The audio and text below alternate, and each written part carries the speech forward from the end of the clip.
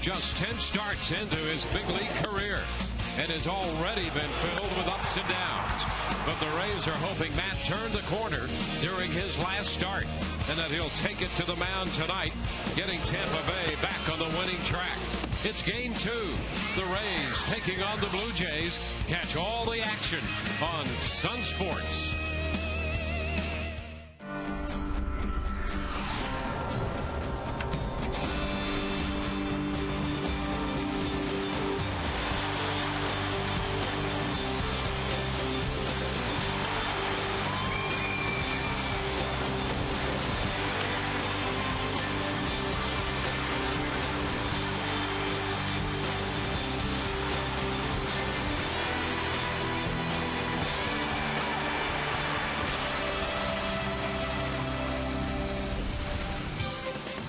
Tonight, the Rays continue to enjoy their stay at home despite last night's disappointing 6-2 loss. They still have the best home record in the American League.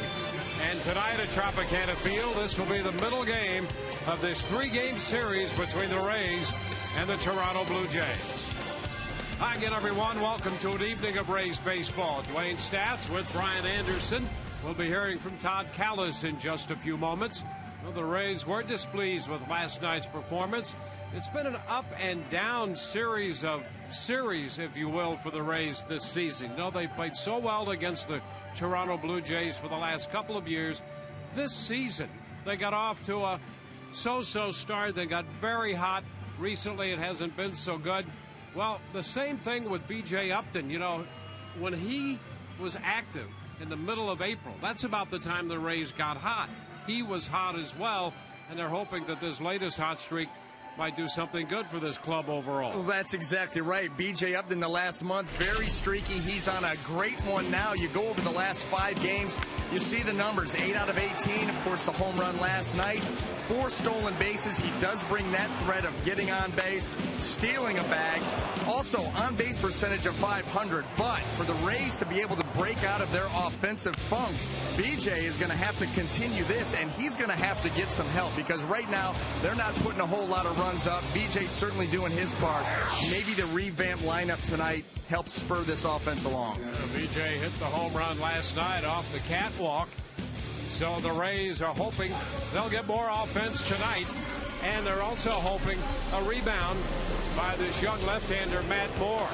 They did see some good things in closing out his last start over the last 3+ innings against the Red Sox.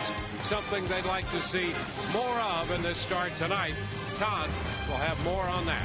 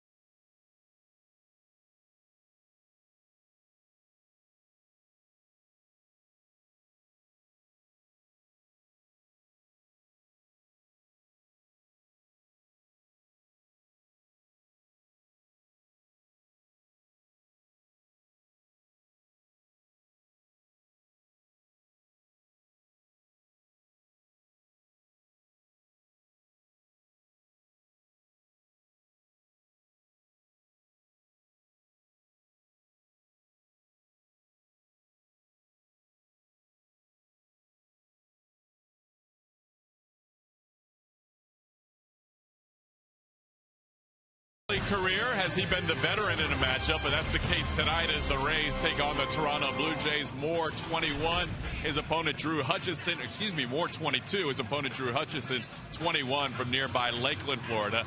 As we take a look at our Southern Ford Dealers pitching matchup tonight, you'll see that Moore will make his 9th start of the year. Drew Hutchison makes his 7th. Hutchison 3-1 with an ERA of 4.81. Moore looking for a little bit better consistency. We caught up with his pitching coach, Jim Hickey, talked about how his delivery and tempo really impacts his release point. He's got a very fluid delivery, but there is a lot of moving parts there, and I really think that that's probably the one thing that's held him back a little bit from being consistent. You know, we've seen the flashes of brilliance, and then we've seen him not so good also, and I think a lot of that has to do with simply the release point, and as his delivery is a little bit more consistent, a little bit more rhythmic, he's got a nice tempo going, I think you'll see the release point become a lot more consistent, and you'll see him really, really good. Neither one of these pitchers has faced any of the opposing hitters. Jose Bautista, Edwin Encarnacion, two of the better hitters for the Blue Jays right in the middle of their lineup. As you see, Drew Sutton and B.J. Upton ready to go for the Rays. We are 2 minutes and 47 seconds away from the first pitch. Dwayne and B.A. with all the action next to us.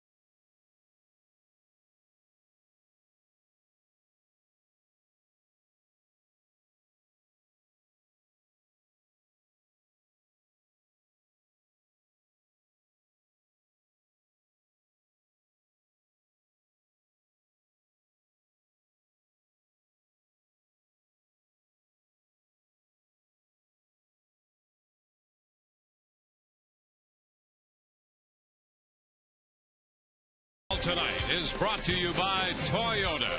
Visit your local Toyota dealer today for great deals on the amazing lineup of Toyota vehicles. Toyota, moving forward. By AT&T, the nation's largest 4G network. AT&T, rethink possible. By Tires Plus. The plus is in everything we do. And by Nissan. Get to a Nissan dealer for great deals on innovation you can count on. Innovation for all. And there's the new leadoff hitter preparing for this game. Getting loose in case he has to steal a base once he gets on out of that leadoff spot. Carlos Pena. More on that a little later. Here is the Toronto Blue Jays starting lineup. They'll have Kelly Johnson, their second baseman, leading off. Yunel Escobar follows, and then Jose Bautista. Edwin Encarnacion, the DH, hits cleanup with J. Pierre and Sebia catching and hitting fifth. Brent Laurie in there in the sixth position. He's at third base. Colby Rasmus is in center field batting seventh. Yan Gomes at first base. Young man who was born in Brazil. Gomes, the first Brazilian to ever play in the major leagues. And Rajah Davis in left. He will bat ninth. Now taking the mound tonight for the Tampa Bay Rays, left-hander Matt Moore. It'll be his 9th start of the season. Finished his last start against the Boston Red Sox very strong the last 3+ innings. Got into a really good rhythm, good tempo. He'll be looking to carry that over tonight. Look for him to pick up that rhythm and tempo to try to get everything in sync early so he can get off to a good start and hopefully keep it going. Let's take a look at the defense that's going to be behind Matt tonight. In the outfield, left to right, Matt Joyce, B.J. Upton, and Ben Zobrist. Across the infield, third to first, Sean Rodriguez, Elliott Johnson, Drew Sutton, and Carlos Pena. Chris Jimenez will be behind the plate.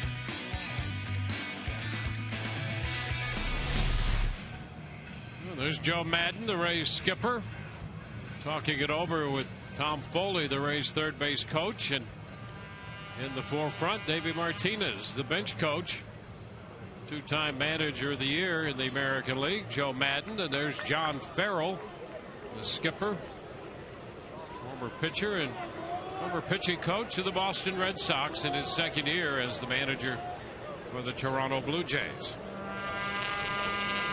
And there's Kelly Johnson, left-handed hitting second baseman against the lefty Matt Moore. And the first pitch presented by Pincher Penny, and that's in there for a strike. So we're underway. A fastball to start this game.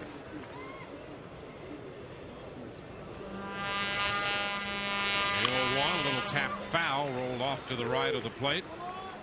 Well, the Rays start this night 2 games back in the AL East, trailing the Baltimore Orioles. And the Toronto Blue Jays are 3 games back. They're running third.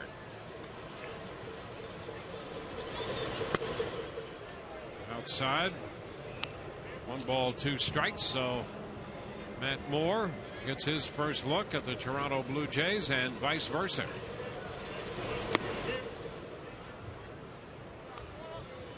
Two the count. There is a look at the American League East. Everybody at least 500 or better. Boston and New York sharing records of 21 and 21. And Johnson swings and misses the ball away from Jimenez, and the throw to first is in time to complete the putout on the strikeout. So Matt Moore picks up a strikeout of the first man he faces. Well, Matt Moore was able to work that fastball down and away, get the swing and a miss, and then Jimenez got to go over, pick up the ball, and this almost sailed. Well, after the 3 errors last night, yeah, you don't want to start flashback there. That's exactly right. You don't start this game like that. And this has been so unlike the Rays. They come in here having committed 38 errors this year, and that's something that you just would never have predicted out of this club. Here's Yanel Escobar. There's such an emphasis on solid, tight defense. A strike called Escobar. And I can't help but think that the number of injuries and all of those guys on the DLs had something to do with that. Swing and a miss at that good high hard fastball. Well, you've got guys rolling all over the place, different positions, having to cover. So you're bound. I mean, would you ever thought that? Yeah, you've got them rolling and roaming all over the place on the field and in and out of town and in and out of the training room, all over the place. So you're going to make a few errors when you have that situation, and it certainly has been a problem for the Rays. And speaking of a new addition, Sutton's at second base. A little ground ball to short. Johnson with the pickup. Elliott's throw is in time, so a strikeout and a ground out to start this game. 2 up and 2 down. Yeah, Drew Sutton, who was just acquired. He's in there at second base. He can play all over the place and has played more at second base. Probably feels more comfortable there than any of the other spots. But he's a guy who's got infielders gloves, outfielders gloves. I mean, imagine that on the Rays. Oh, and by the way, switch hits. Yeah, he does. Of course. And now he also shifts, apparently. He's over on the third base side of second with Jose Bautista stepping in. And the pitch is a strike. The Rays continue to be the shiftiest team in baseball when it comes to defensive alignments. There's the strike, 0-2.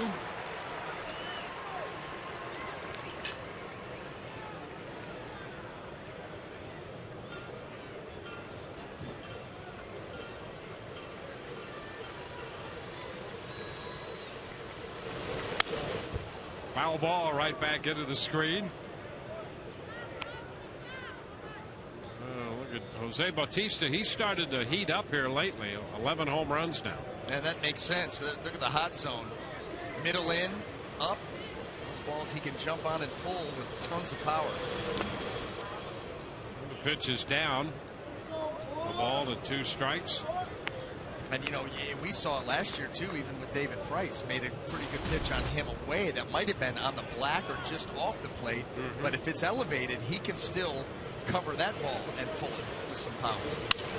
And he shoots it into right field for a base hit to the right of Carlos Pena, the only man on the right side of the infield. So an opposite field single there for Bautista. And you know what? You'll give this up. This is exactly why you're shifting. A good pitch there by Matt Moore. That ball is down and away. A nice piece of hitting there by Jose Bautista. There's just nobody there. But at the end of the day, you know, that's why you run that shift. You're not worried about Jose Bautista and taking a single the other way. It happens. Yeah, and that was a good off-speed pitch with good changeup move down and away. So here's Edwin Encarnacion. And the pitch is inside, says Sam Holbrook. You may never see that swing again either out of Jose Bautista. He's usually letting it rip. Yeah, that's you're right about that. That's a victory of a sort when you get him to swing that way as opposed to endangering his back with all the torque he usually puts into a big swing. And that's true of the guy at the plate right now, Edwin Encarnacion. He will not get cheated with the swings he takes. There's one right there. 2-1. And an off-speed pitch. Now change up here by Matt. Gets Encarnacion way out in front. See that swing, and then the ball comes into picture.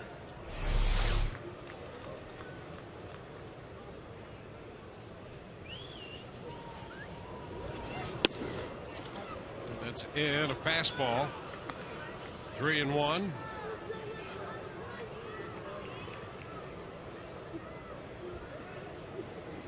Two outs. Bautista, the runner at first, with the single.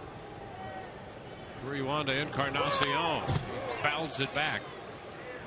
A 3-1 fastball. He was swinging. And Moore popped it in there. Full count. Off to a good start in the home run department and the RBI department as well. Second to Josh Hamilton, an RBI ahead of Miguel Cabrera.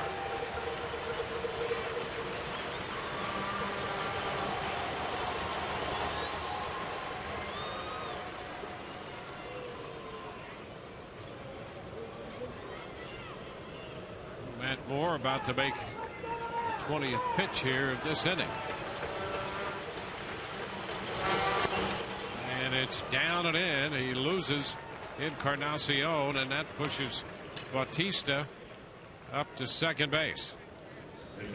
Well, let's take a look at our scouting report on JP Arancibia, brought to you by Coventry Healthcare of Florida. Coming off a week where he was named the American League Player of the Week. He had 360, 4 home runs, including a home run in 3 straight games, drove in 10.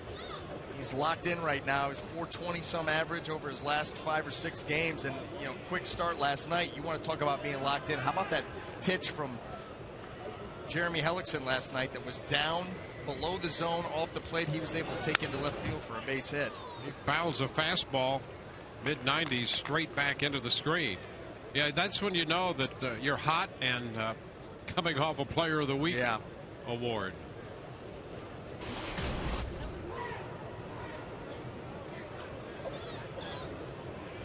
Hitting .310 against left-handed pitching this year. .264 overall. Well, after that mid-90s fastball, he got the change. Well, here it is, and Matt Moore does a nice job with the arm speed and the location of the pitch. You don't have a chance on that one. Runners take off. The pitch, a swing and a miss. Fastball, changeup, fastball. Aaron Seavey is out of there. So are the Blue Jays in the first. They strand two. We go to the bottom of the inning. No score.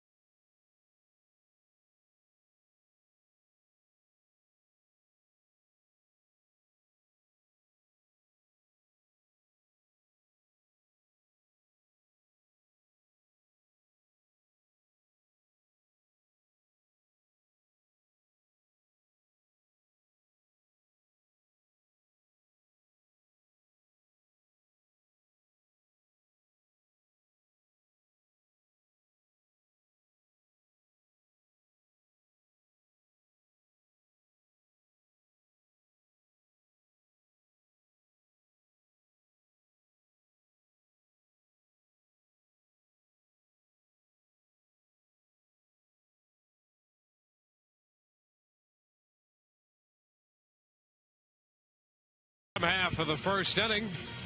Rays coming in to hit. And they'll have Carlos Pena in the leadoff spot. First time in his major league career that he's ever started a game in the leadoff position. B.J. Upton and Matt Joyce will follow. Vin Zobrist, Luke Scott, and Sean Rodriguez in the middle, with Drew Sutton hitting seventh and playing second base in front of Chris Jimenez, and then Elliott Johnson at shortstop. Bats ninth tonight. Taking the mound tonight for the Toronto Blue Jays, right-hander Drew Hutchison. Seventh start of the season, 3-1 record, ERA 4.81. His last two starts have been very good. He's worked 6 innings in both of them, 1 earned run in both of them, a 2-0 record, obviously ERA 1.5. Last start coming against the New York Yankees, where he was very, very good. Likes the fastball, throws it a high percentage of the time, not overpowering, but he's able to spot it, uses it to both sides of the plate. Also a slider and a changeup. Well, Hutchison won't be 22 until August, and he's really found himself on the fast track the last year or so in this Toronto organization. First pitch to Pena is upstairs, a ball and no strikes. So Carlos Pena, the leadoff hitter for the Rays. He's been in the leadoff spot before in his major league career, but never to start a game. Those have been moves that have been made by managers throughout the game, and almost by happenstance he wound up in that leadoff spot. In fact, he was in a leadoff spot in the game at 07 with the Rays. Iwamura started in the leadoff spot, and Aki was lifted, and Pena went in there in a game against Kansas City, but that was late in the game. So he's leading off here. Takes the pitch down, 2-1. Well, he is tied for third in the league in walks, so that's what you'd want out of a leadoff guy. Yeah, and I think on top of that is right now Carlos, what he needs is to be mentally stimulated.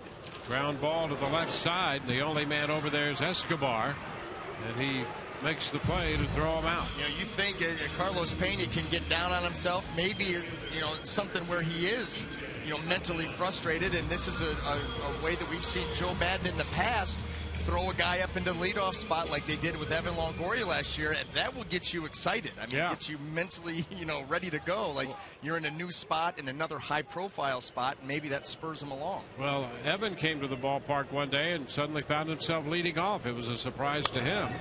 And Madden had him lead off 3 times last year. And I remember the results were quite good. It's the same thing. Struggling a little bit at the plate. Someone excited again. Strike the count to BJ. He takes a pitch inside. Now the Rays got off to that 5-6 start without Upton. And then he came back about the middle of the month in April. And the Rays, in a stretch starting the 18th of April, won 14 out of 16. And since then, recently here, the Rays have gone 6-10. BJ's put together a little hitting streak of 5 games.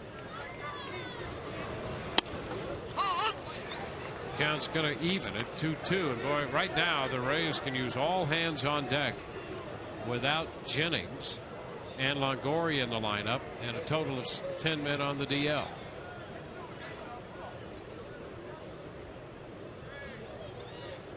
Two now from Hutchison, and it's pop foul, going to carry out a play. There's Desmond. He is due to come off Sunday.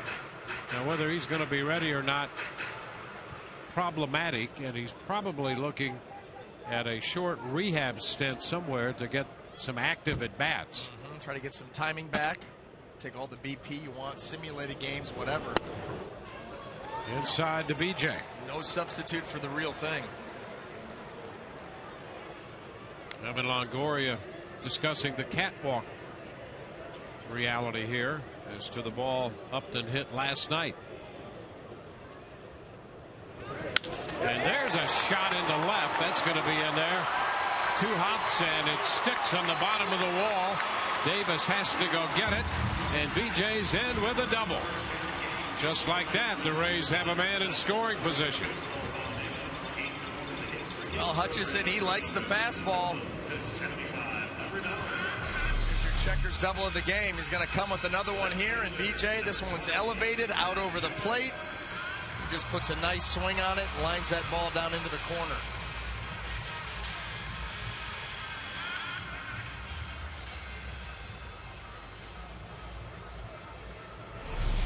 Sixth double of the season for BJ. He's there with 1 out, and here's Matt Joyce.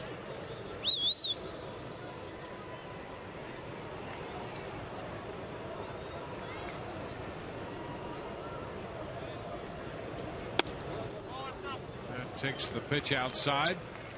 1 ball and no strikes. At a 287, 8 homers and 23 runs batted in. 2 of those home runs against the Blue Jays.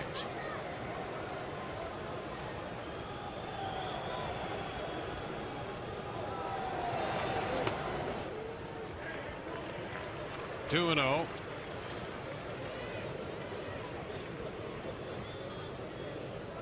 Hutchison out of the 09 draft, out of Lakeland High School, and last year he started at the low A level. Spent time with 3 different teams in their minor league system. There's a strike. It's 2-1. Started at Lansing. It's their low A club, their high A club here in Dunedin, and then finished the year, made 3 starts at Double A. 3 starts in New Hampshire, Double A in the Eastern League. And here he is pitching in the big leagues. That is the fast track. Well, all he's done at those levels is win. You know, last year the 3 levels combined, he was 14-5 with an ERA of just over 2.5. Way more than a strikeout an inning. And his manager, John Farrell, a former pitcher, and Hutchison caught his eye. Never a bad thing. 3-1 the count. A swing and a miss on that changeup. Another changeup there on a 3-1 count. Matt Joyce geared up for heater. And on top of that, John Farrell said that he really likes the way that Drew Hutchison has acclimated himself to the big league level. His poise, the way that he's gone about things, kept his head in some tight spots. He made a good pitch there, 3-1. Now the count is full. A little tap foul. He came right back with it. Another changeup. Back-to-back changeups here to Joyce. Yeah, that one was actually even in a better spot, but Matt Joyce did a nice job of just fouling it off. This pitch is starting off the plate right to the corner. Matt just goes out there and spoils it. Well, he's 21, but he knows how to exploit a hitter who wants to drive in a run. Ahead in the count, and then with a full count. He's thrown 2 changeups. Turn back to second goes the throw, and Upton back in there.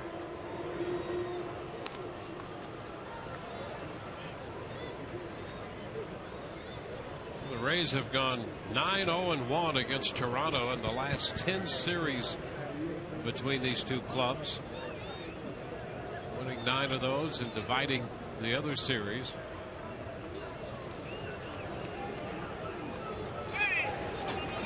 Pitch, there's a ground ball sharply hit right side. Johnson comes up with it. He was shaded deep and to his left, and he made the pickup. And Upton moves to third. Well, let's take a quick look at the Blue Jay defense as it lines up in the outfield, left to right. Rajai Davis, Colby Rasmus, and Jose Bautista. Across the infield, third to first, Brett Laurie, Yonel Escobar, Kelly Johnson, and Jan Gomes. JP Arancibia be behind the plate.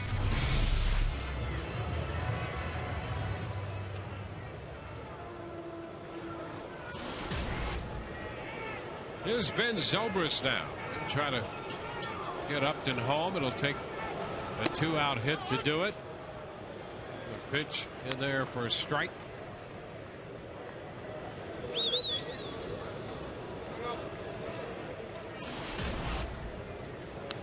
Hutchison asking for a new baseball. You see Zobrist lefty righty. He's 245 against right-handed pitching. Down in the cleanup spot in this game. Oh, he's down in the count, 0-2. Well, Hutchison has gone slider and fastball to get ahead of Zobrist.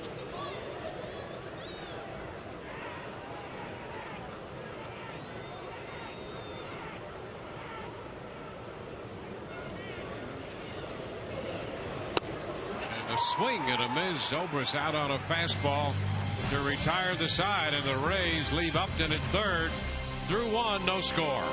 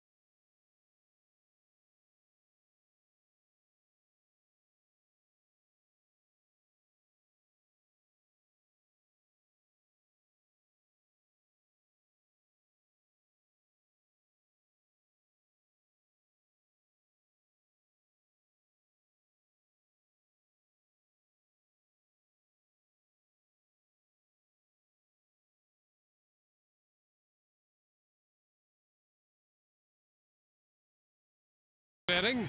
Tonight's Rays game presented in high definition. Brought to you by H.H. Gregg. Matt Moore had a 23-pitch first inning. A couple of strikeouts, a hit, and a walk. And he'll face Brett Laurie to open the second. Rasmus next, and then Gomes. Swing and a miss at the fastball. Strike one.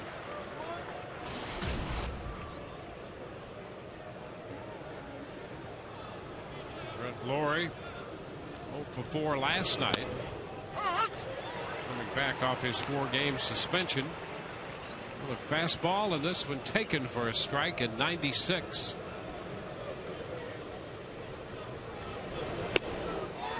Pretty close right there at 96. And that's one of those pitches right there where if Jimenez maybe is sitting a little bit further, watch how he has to reach for it. That's a pretty good pitch, but if he's out a little bit further splitting that plate, he may get that call. And a swing and a miss. Laurie is out of there on a changeup. Heat for 3 pitches, and then the changeup. We saw him set up like that the other day. Yep, and you know what? That may be what they're doing. Obviously, Matt Moore, what has been his struggle? Fastball command. So you know what? He's got overpowering stuff. Keep the catcher on the plate. That's probably the thinking behind it. It may cost you a pitch here or there, but when you come back with a changeup like that, who cares? It's Colby Rasmus. Strike. Threw him a breaking ball to start this at bat. Well, we're seeing some good stuff here so far out of the young lefty. We are, and we're seeing a quicker tempo. I mean, he's getting it right back up on the mound and going back at it. He's quickly ahead of Rasmus. 2 strikes. You know, see, that's the thing. As a pitcher, I shouldn't say starting pitcher, any pitcher that's out there, you control the action. The ball's in your hand. You throw it when you want to. Quicker tempo usually works out better for everybody, yourself included, and the guys behind you. Put away. Ball and 2 strikes. I mean, you see that he's already back ready to go, waiting on Rasmus.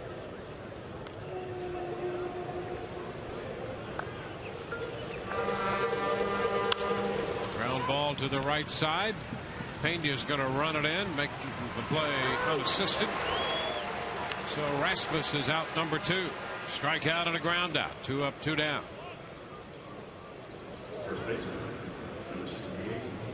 And Yan Gomes will be the hitter.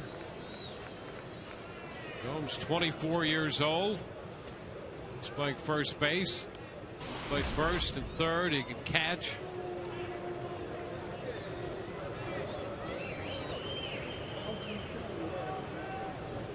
Already a home run in the big leagues in his first 10 at bats. Fouls it for a strike.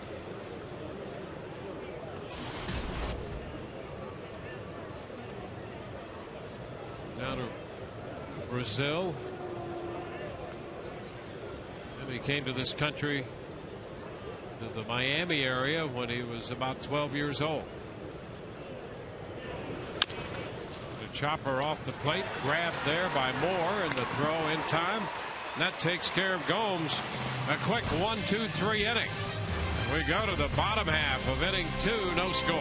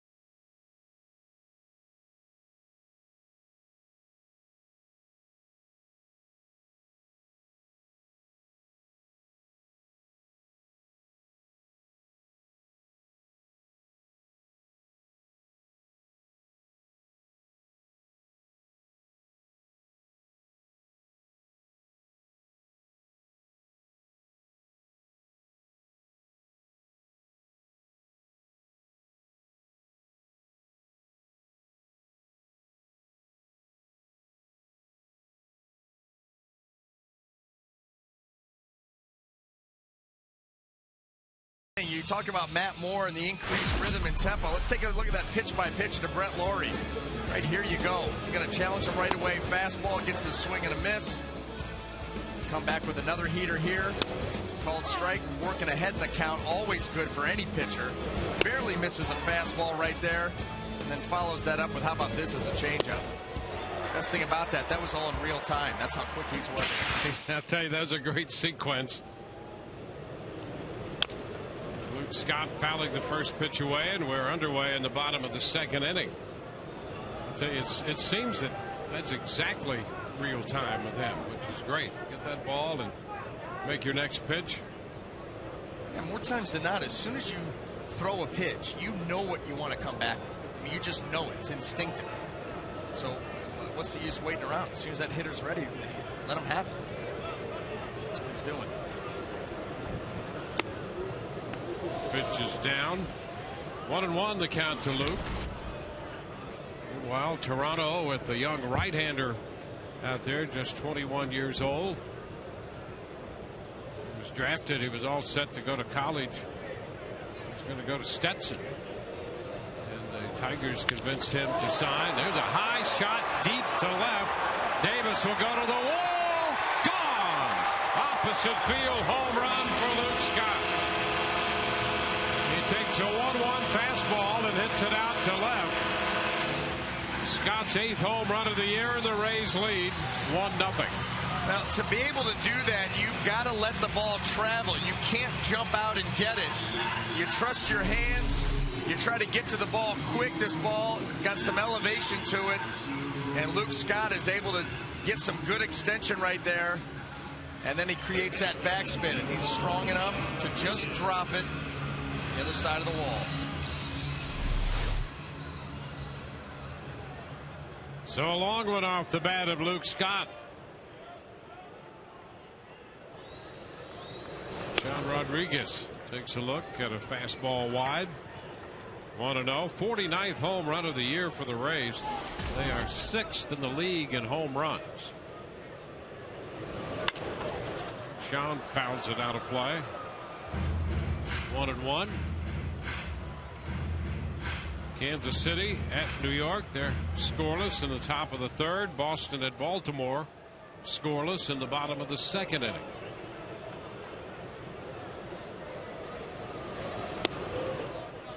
Two and one. Alex Avila has hit a 3-run home run for the Tigers, and they have a 3-1 lead in Cleveland in the bottom of the second. 5th home run of the year for the Tiger catcher. Pitch is foul back now by Sean. 2-2. No sooner do we check in on that Boston-Baltimore game than the Orioles have put up 2. So the Orioles break out in front. This one chopped foul. 2 balls, 2 strikes. Steve Tollison hit a 2-run home run. That's his first.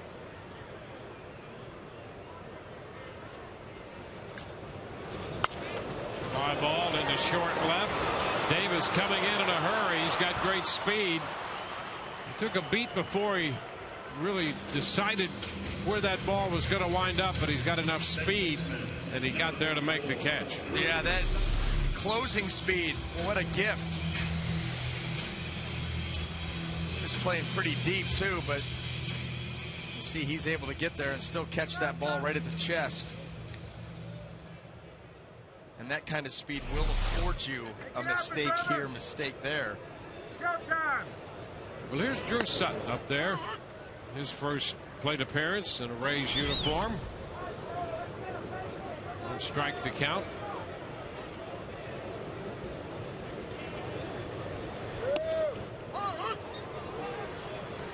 Two. Sutton, 29 years old, and he has some major league time spread over 3 seasons. 1 ball, 2 strikes. Spent some time with the Cincinnati Reds and Cleveland, as well as Boston. Career average of .258. And a cut and a miss fastball, and he's down on strikes. So after the home run, the fly ball to left by Rodriguez, and now a strikeout of Sutton. Hutchison able to just power this fastball by Sutton. See, he's got a little bit of crossfire action to him.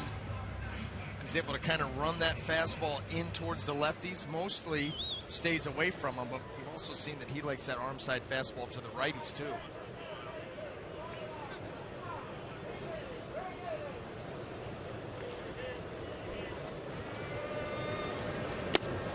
Chris Jimenez takes a look at 1-2 low.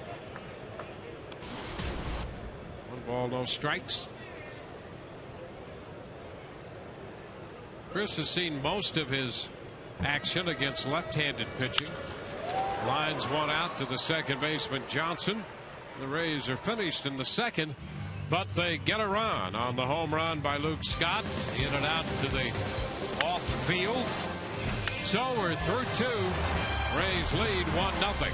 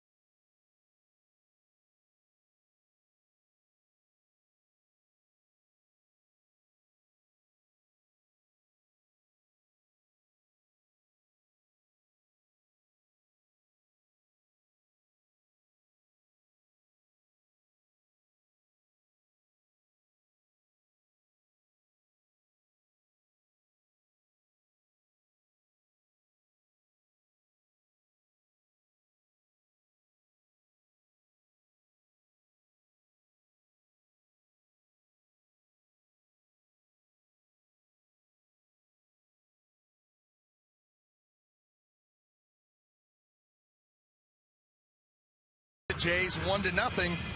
Tonight's game is available in Espanol via SAP, brought to you by Coventry Healthcare of Florida. Rays got the run in the bottom of the second on the Luke Scott home run, and the 22-year-old lefty Matt Moore out here to start the third. So this first 2 innings here tonight continues a good trend for Matt Moore, who finished very well in his outing against Boston. You can see just on the pitch count how efficient he was those last 3 innings. Davis takes the pitch for a ball, looking to bunt 1-0. No hits, no runs. He mixed in 3 ground balls, 3 fly balls, and 3 strikeouts. That's exactly how he started this ball game. And Davis shortens on the bat. That's a fastball, mid-90s for a strike.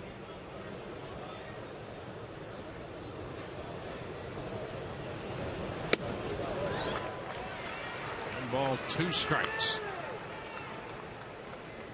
Well, I would think too, after that fastball right there and that swing by Davis, I'd do it again. Same area. And he got him right back with the fastball. Well, that's strikeout number 3 and out number 1. A hitter's swing will tell you. And this fastball for strike 2, Davis did not look good on that swing. So you know what? You just go right back out there, trust your 95, 96, and take him out. Yeah, there's no reason to be cute. No, why waste time? Get him. Right on. He's told you on that swing, I'm having trouble with that pitch. Kelly Johnson up here and a breaking ball. How about that? Yeah. Well, no, that's that. Well, again, when you have that fastball command, and then all of a sudden you get out in front on the breaking ball, you're able to shore that pitch up. Now you've got options. Yeah, he's ahead now, 2 strikes. Well, you start this left-handed hitter with the breaking ball and then a changeup. Now what? Am I getting 96 or not? Down and away. 95. Close. Oh, and 2 strikes. And most of that damage from the lefties has been on the fastball. 417 average. Swing and a miss. Kelly Johnson out of there.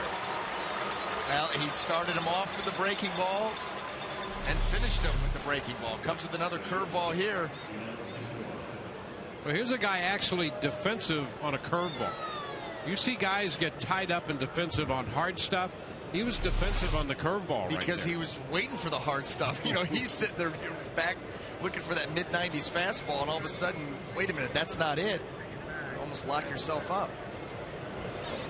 Escobar and a little chop. Jimenez could not come up with it. Moore coming down off the mound. Jimenez waved him off the play. Thought he could take it and make the play, but Escobar is going to get an infield hit right there. Now that's a tough play there. As a pitcher, you want to field everything. But when your catcher comes out there and basically is telling you, I've got it, you want to bust in and grab it. Jimenez hops out, and just when you reach, you don't come up with it, there's no chance to recover and throw him out. You've got to get it right there.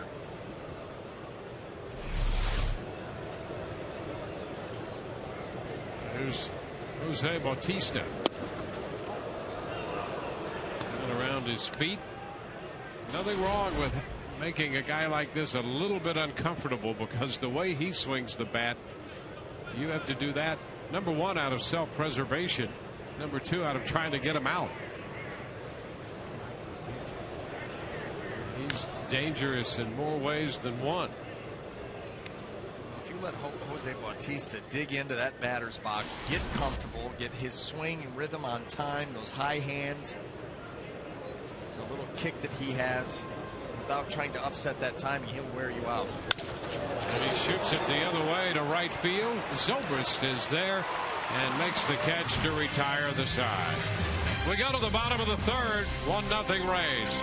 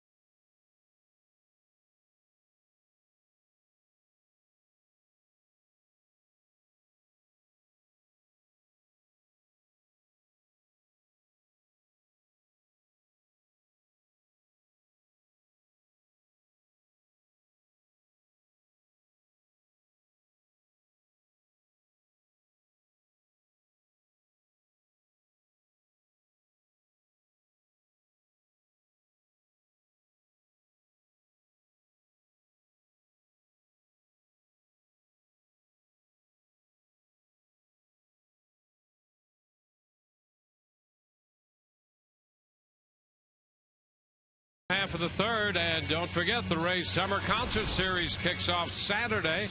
Coming up June 2nd, LL Cool J features DJ Z-Trip, and they'll take the stage following the game against the Orioles. He'll perform hits like... What will they be? Mama Said Knock You Out. And? Hey Lover. Ooh. Yeah. So don't miss it. Won't. Elliott Johnson shortening on the bat, taking the pitch, and that's ball one. Ready for that summer concert series to start. I kind of am, but again, I like that read for you. Ground ball by the mound. It's headed up the middle and into center field. So there's a leadoff single for Elliott Johnson. Let's check in with Todd Callis right now. Todd? Dwayne, Joe Madden discusses his thoughts with Carlos Pena leading off tonight. It's more about accepting your walks and not feeling a pressure to just get hits, because I think he gets lambasted consistently or constantly about his batting average, and I'm really trying to get him to not worry about that.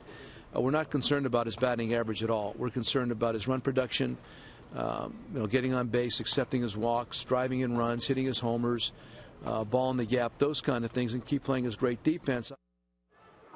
Arrow that strike zone by moving him into the one slot, I expect. All right, he's up here hitting against the shift once again.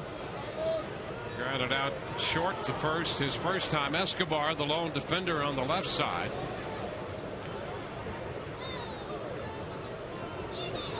Hutchison delivers, and he's pushing at that pitch, trying to bunt. Strike one.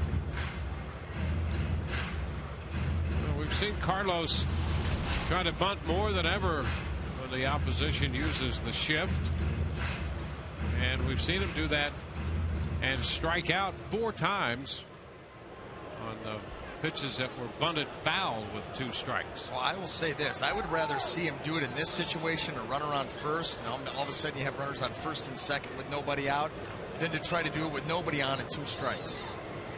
So, Johnson back in at first. Just a personal preference. I got you.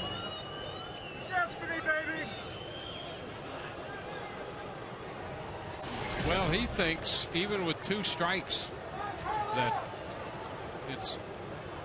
he has a shot against the shift of a sure base hit if he can put it down in fair territory.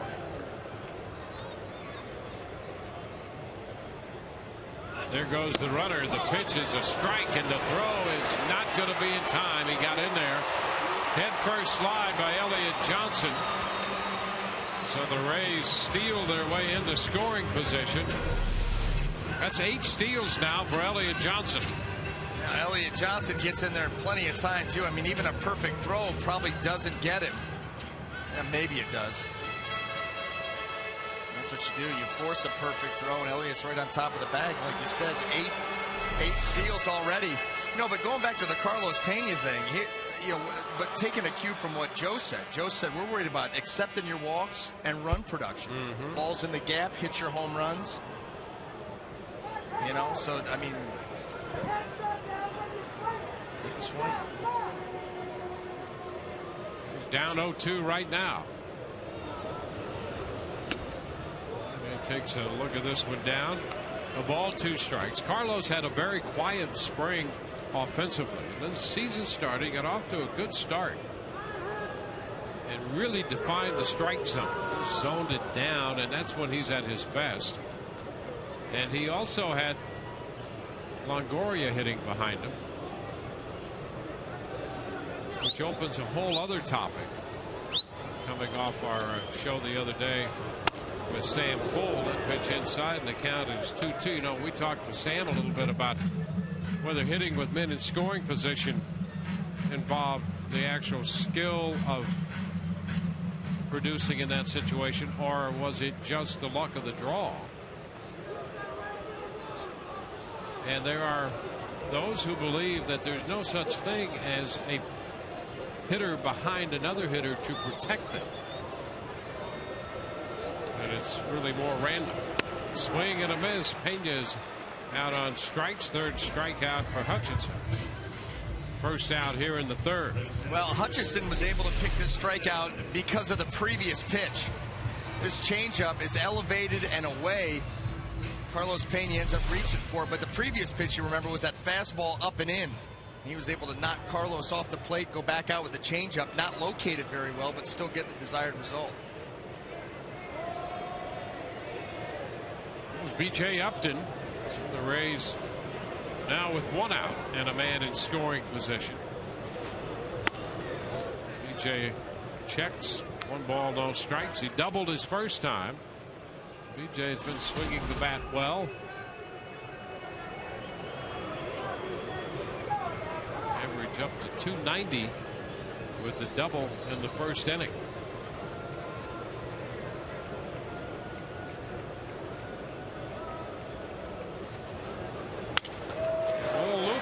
Shallow center, but it's Johnson backpedaling out from second base to take care of that. Just not enough to get it over Johnson's head.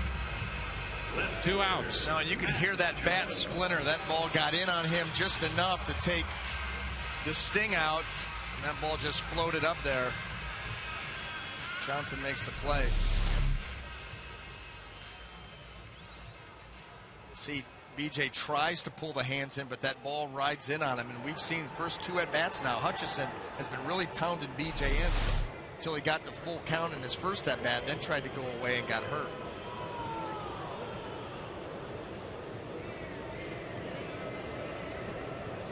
Matt Joyce pitches a strike. Starts him with a fastball. The Rays still with Johnson at second.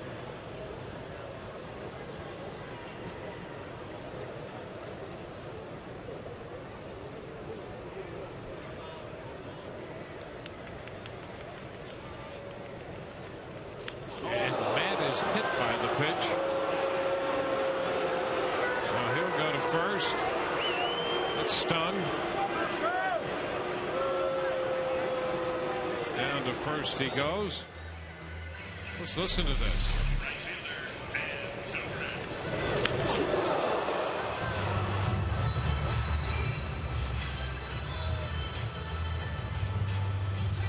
The upper region of the hamstring there. Give that probably, I don't know, 3 or 4 days. Yeah. That'll be a nice array of colors. Oh, and big. Mm-hmm.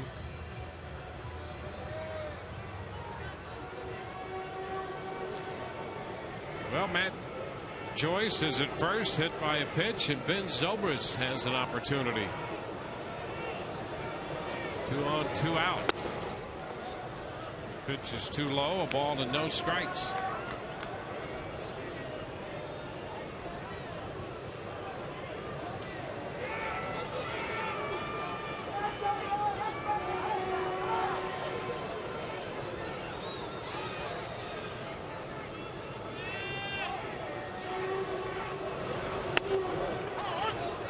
Strike. The Rays have been hit more than any other team in the major leagues. They're 1 up on the Milwaukee Brewers 26 times coming into this game, so now 27. Brewers at 26. No other team in the majors has been hit more than 18 times. Foul ball. So the Rays have been something of a target up there so far. No, the one thing that's going to work against them right off the bat is the fact that they see a lot of pitches. I mean, as a unit, they see as many pitches as just about anybody in the big leagues, so more chances to get hit. But you're right, there have been some guys get smoked this year. Ball, 2 strikes to Zobrist. Takes a look a little wide. Zobrist and Pena have essentially just flip-flopped in the order. For example, in the first game of this series with Zobrist leading off and Pena cleanup. Madness flip-flopped them around Upton and Joyce 2-3 in the order.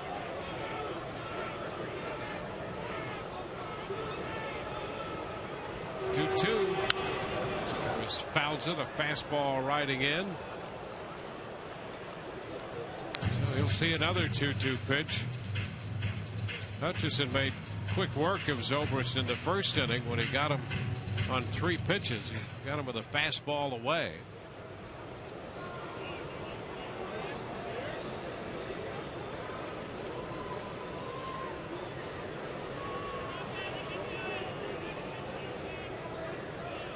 Drew Hutchison waiting as Zobrist readies himself in the batter's box. Elliott Johnson second. Matt Joyce at first. 2 gone. 2-2 the count. And a fly ball off an off-speed pitch. Fly ball to right. And Bautista's there to make the catch. Rays lead 2 through 3. 1-0 Tampa Bay.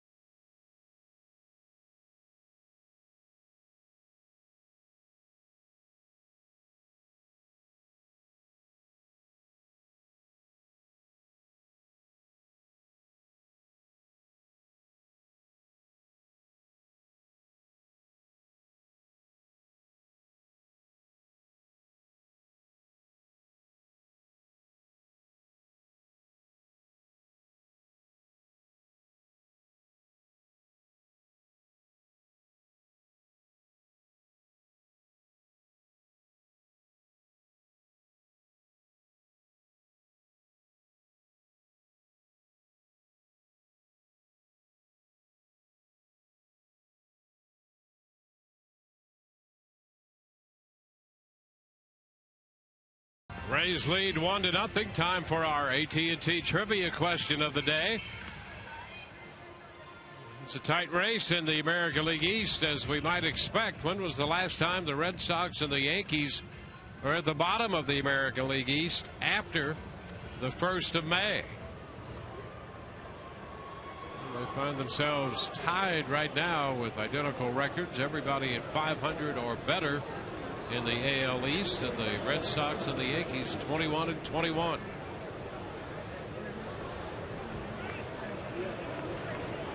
Edwin Encarnacion leading off the 4th, and the first pitch is inside, a fastball. The Rays shift for him, leaving Carlos Pena alone on the right side of the infield. And a strike, 1-1. Encarnacion walked his first time.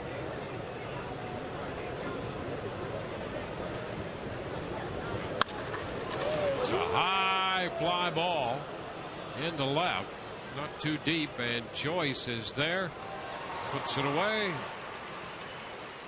It's one away here in the 4th. Let's check in with Laura McKeeman for the first time tonight. Hi, Laura. Hi, Dwayne. And of course, I am here to remind everyone to follow us on Twitter. It's at SunSportsRays. And of course, log on to FoxSportsFlorida.com. That's where you'll find Game Connect, your stats, your scores, everything you need throughout this game. Now, we're going to actually go with a Jays tweet tonight. JP Arancibia, a native of the Sunshine State, he's talking about soaking up some Rays. He says that he wants to make sure he can get rid of his farmer's tan while he's here in Florida. So if you're by the pool, you might see Arancibia. Dwayne? Well, he's got a lot of family here. It's almost like a home game for him. 1 strike. Arancibia, of course, the Rays really did welcome him into the major leagues when he broke in with that big day against the Rays. In fact, the first pitch he ever saw in the big leagues, it was delivered by James Shields, and Arancibia hit it out. He had family up in Toronto to watch his major league debut. Arancibia out of Miami. Pitch in on him. Fastball at 96 jammed him, and he fouled it. The count is 2-2. Gets a first-hand look there at that fastball from Matt Moore that just seems to explode out of his hand. Kind of lulls you to sleep. I mean, like Jim Hickey said, there's a lot going on in his mechanics, his windup. But it's very smooth, and that ball just jumps on you. Given up 2 hits and a walk so far, 1 out into the 4th. Ground ball. Right there is Elliott Johnson. His throw to first in time to get the Toronto catcher. 2 up and 2 down in the 4th. Oh, and Matt Moore just continues to fill up that strike zone with pitches, and quickly gets the ball. He's ready to go. He's been able to make his pitches, keeping the ball down. Very, very impressive here in the early going. Brett Lawrie steps in. He struck him out the first time around. Pitch is down. Breaking ball. Speaking of Shields a moment ago, he'll be pitching tomorrow, looking for his 7th win. That's another good pitching matchup in this series. Shields against Ricky Romero tomorrow afternoon. 1-1 the count. Shields coming in 6-2. We'll be with you with all the pregame coverage at 12:30 on Sun Sports. 1-2. Fastball, and Lawrie late on it.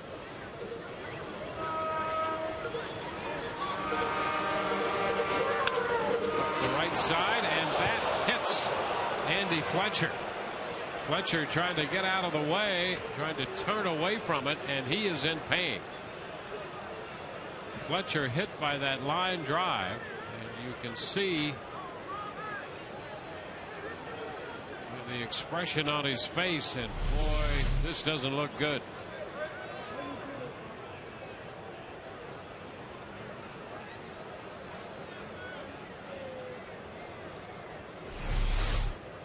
He just got caught in a position where he could not spin any further out of the way.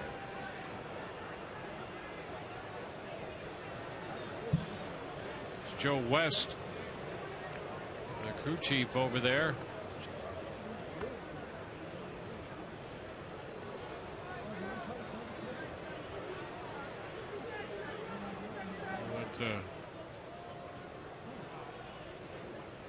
Reminiscent of Rhymes when he was hit by that pitch the other day. We just could not figure out, given the impact and the reaction, how Rhymes did not suffer a broken arm, and Fletcher's initial reaction was considerable pain. So let's see if it subsides or not. Well, get in on the action with exclusive on-field seating in the Papa John's bullpen box. Available dates are going fast, so act now to make your group reservation behind the Rays bullpen by calling 855-GROUP-TB by going online at raysbaseball.com.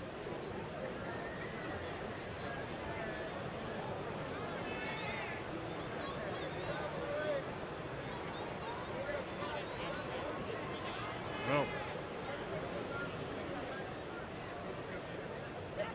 see what Fletcher's going to do right now. They're going to walk him off.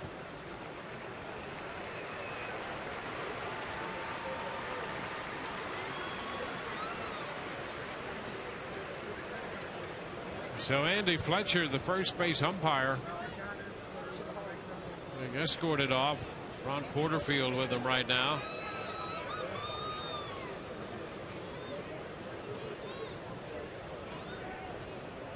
Fletcher hit in the left arm by that line drive, a foul ball off the bat of Brett Lawrie.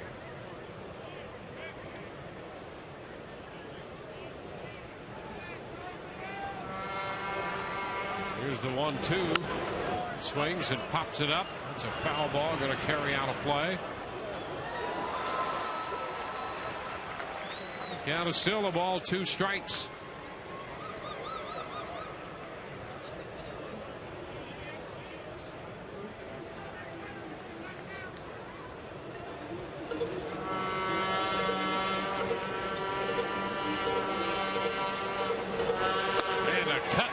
He's out on strikes.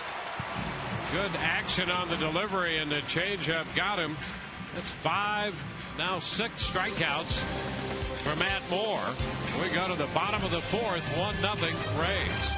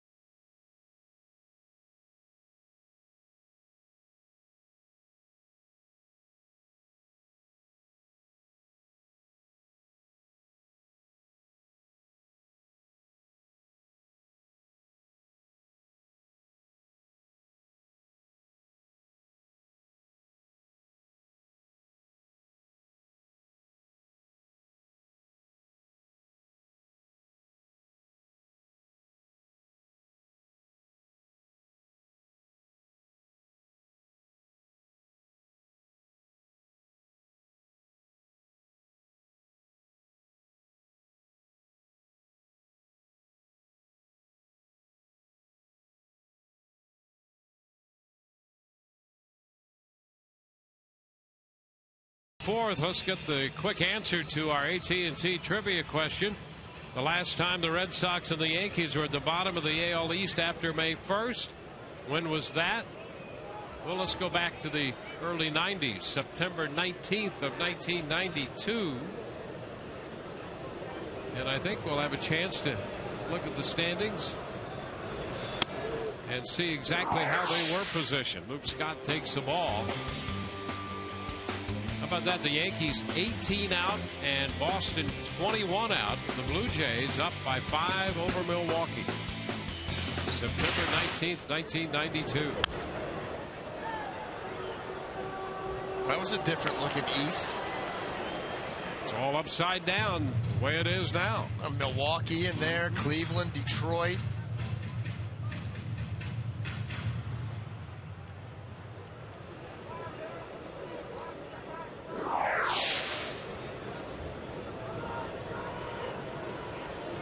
The count.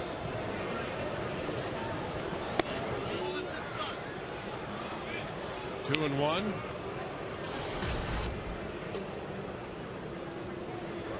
The 3-division format didn't begin until '94. And that all the way back to September of 1992. 3-1. Count on Luke. The difference in the game right now with his 8th home run of the year, matching Matt Joyce on the Rays with 8 home runs. This one was foul the other way. The run batted in, his 30th. Luke's been among the top 10, leading the Rays in runs batted in. And now an even 30.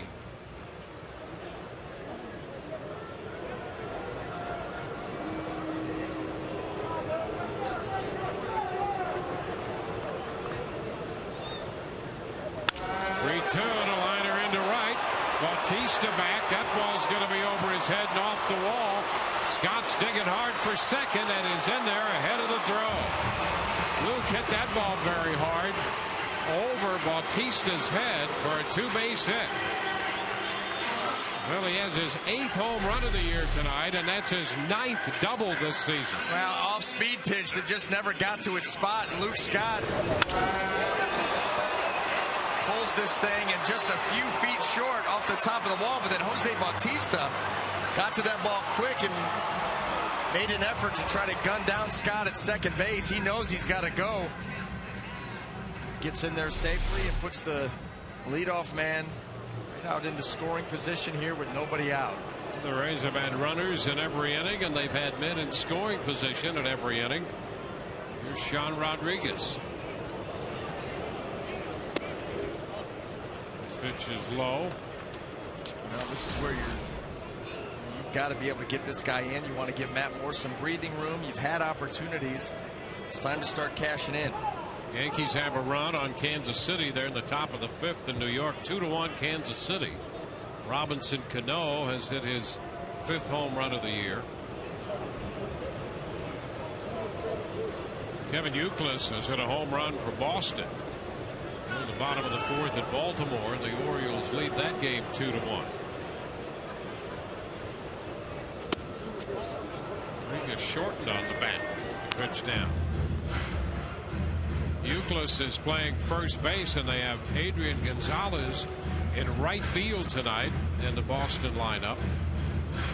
That was the talk. They were going to approach those players, and Adrian Gonzalez, Kevin Youkilis, and see if they would be amenable to that decision. That keeps Middlebrooks in the lineup. They can play him at third. He's gotten off to a quick start. They cover for all their injuries. 2-0 pitch. Sean fouls it away. 2-1.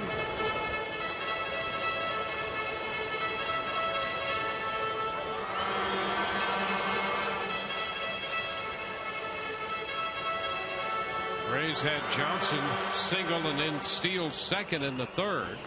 Leadoff 2-base hit by Luke Scott here in the 4th.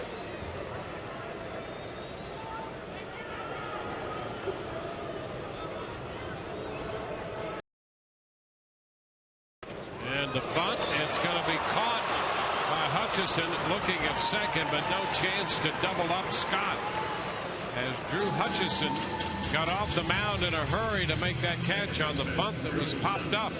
Yeah, good hop off the mound by Hutchison, but another situation where the Rays, a leadoff double, you're trying to bump the man over, and it does not get executed. I think that sounded like a triple negative, but you get my point. They didn't get it done.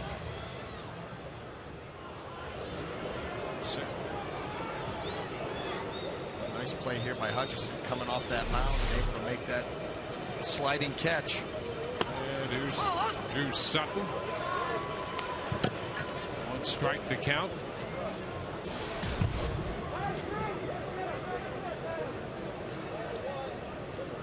So the Rays are now 0 for 6 in this game. Men in scoring position. 1-1 to count. And a run came on the Scott home run, and Luke's at second on a leadoff double here in the bottom of the 4th.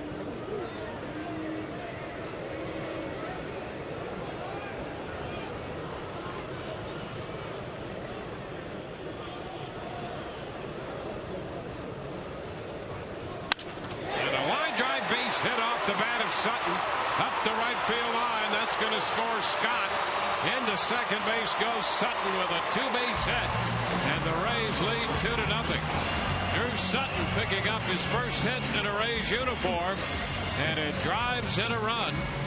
Their first hit tonight with a runner in scoring position. Well, there you go. Drew Sutton gets that ball in, gets the bat head out before it is able to get to its spot. Lines his ball down into the corner and just trades places with Luke Scott. 2 runs, 5 hits for the Rays off Hutchison. Chris Jimenez, the hitter.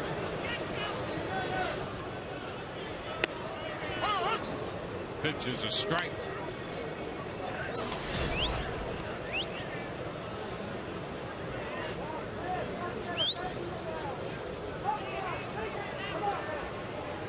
Jimenez lined out, the second baseman, his first time up there.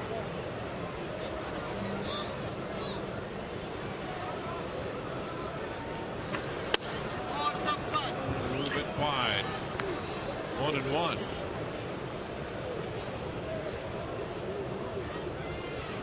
So the latest addition to the Rays contributes.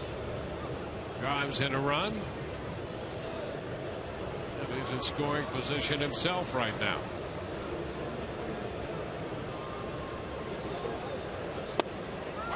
Jimenez takes a strike. 1 ball, 2 strikes.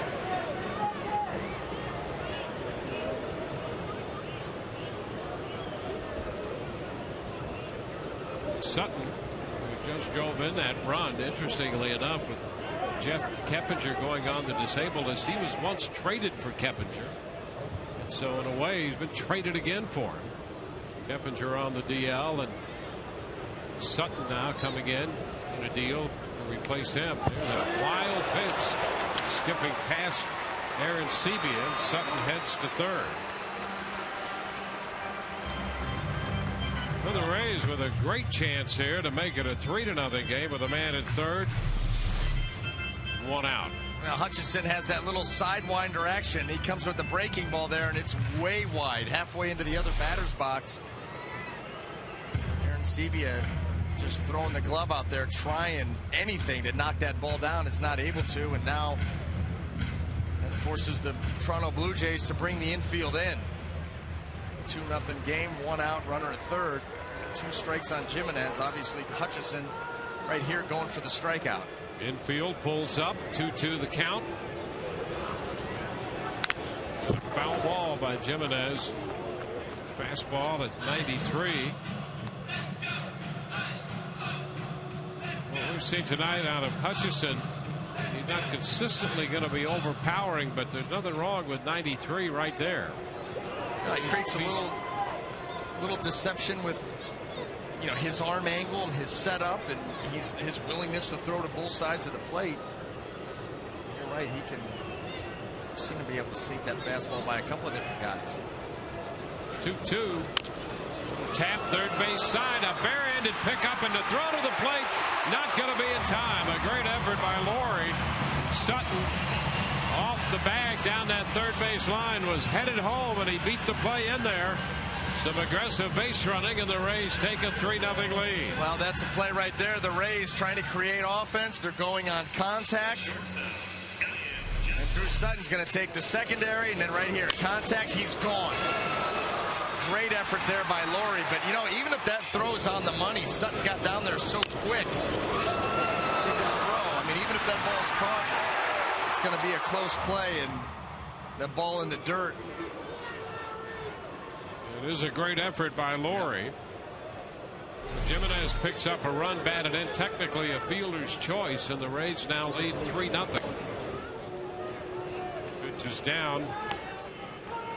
They've been averaging only 2.5 runs on this homestand. So nice job, Sutton driving in the run, and then moving up on the wild pitch and scoring on that chopper down the third base side.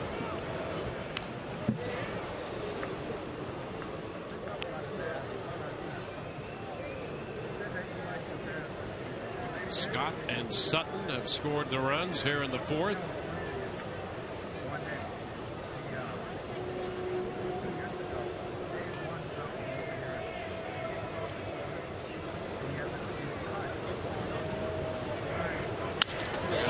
Hit the other way. Down to second goes Jimenez. Second hit of the night for Elliott Johnson. For the Rays, their third hit here in the fourth. Now this is keeping in what we've seen out of Hutchison early part of this season. First time through the lineup, he's very good. After that, the averages jump up into the 300s. He's coming with the same approach. The guys get onto the fact that he likes the fastball, throws it a heavy percentage of the time, and so they just start taking their hits the other way. Bruce Walton, the pitching coach, spending some time out there with his entire infield now. Just going to get Sam Holbrook out there to move things along.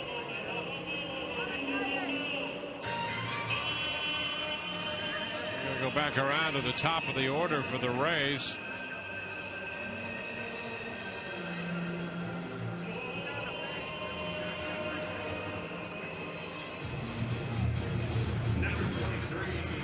Carlos Pena gives the line so far on Drew Hutchison.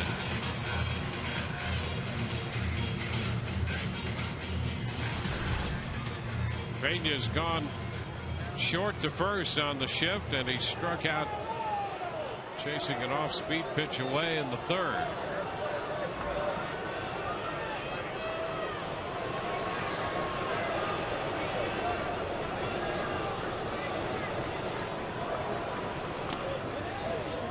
Pitch is down, off-speed.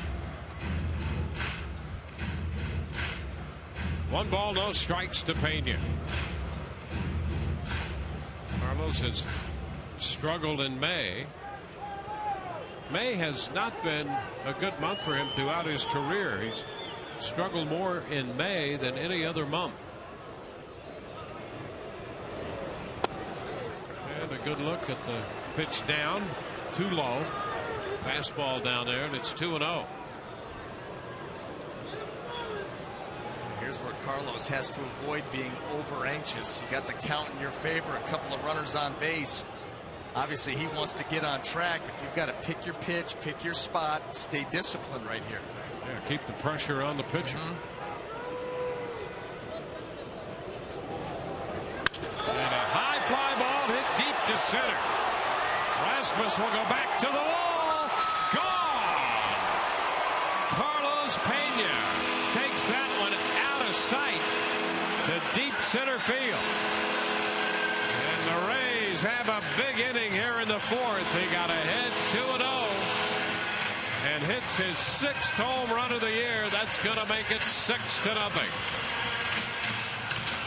Well, Carlos up in the leadoff spot, and it has paid dividends. That's his first home run since May the 5th, when he hit one against Bartolo Colon. And boy, did he get hold of that one.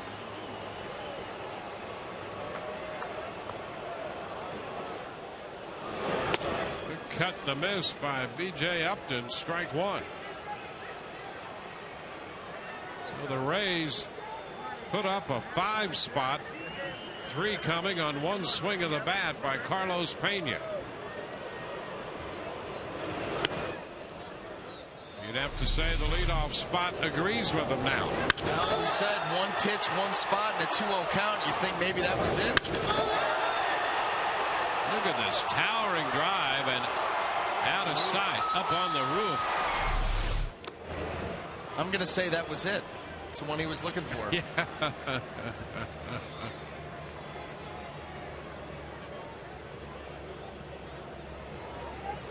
1 ball, 2 strikes. A little popper. With Escobar out from shortstop.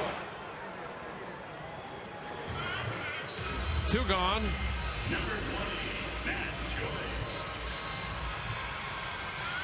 Pena delivering the big blow.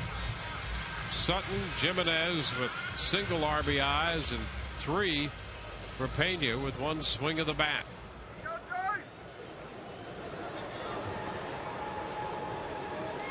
Here's Matt Joyce.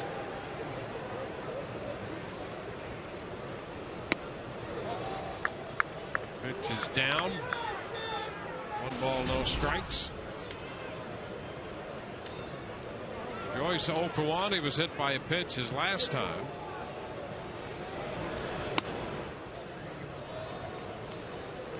He's ahead in the count this time around. 2-0.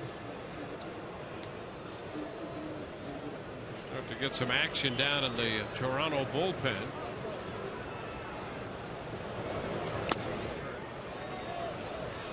The count is 3-0. The left-hander is Evan Crawford.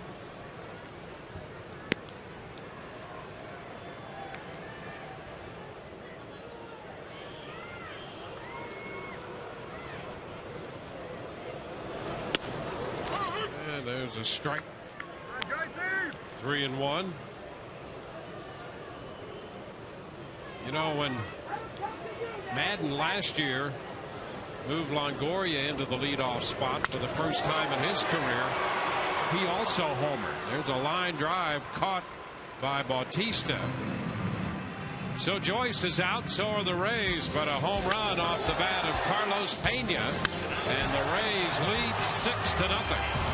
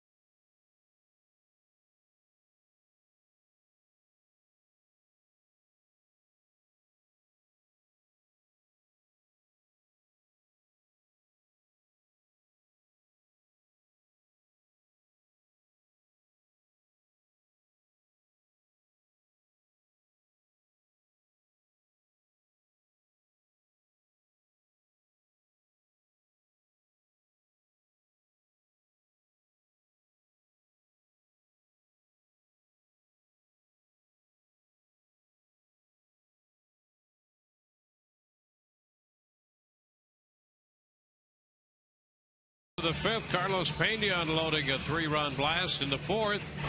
Now time for the Just for Men Auto Stop foolproof stat. You look at the American League team steals, the leaders in May, and the Rays top that list with 23. Just as the Rays count on stealing bases, you can count on Just for Men Auto Stop for foolproof results. We were wondering when they were going to get that running game going. April, very, very quiet. Yeah, they're now second overall in the American League in stolen bases. Always right at the top of that list. So we go to the fifth. The Rays pushed Hutchison for 5 runs and 33 pitches in the fourth. And here's Colby Rasmus to lead off the fifth inning. Matt Moore's pitch is down and away. 1 ball and no strikes.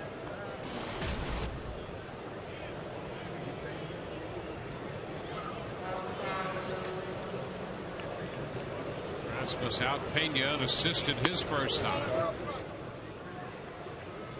Pitch is down, 2-0.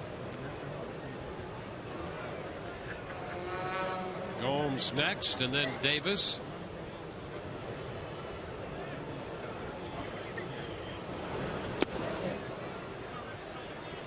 Just like that, a 3-0 count. Well, this is an inning where you'd like to see Matt Moore continue with that same tempo, go out there, working quickly, throwing strikes. Do everything that you possibly can to have that quick inning after the team just is able to knock out 5 runs for you, get them right back in the dugout, right back to work.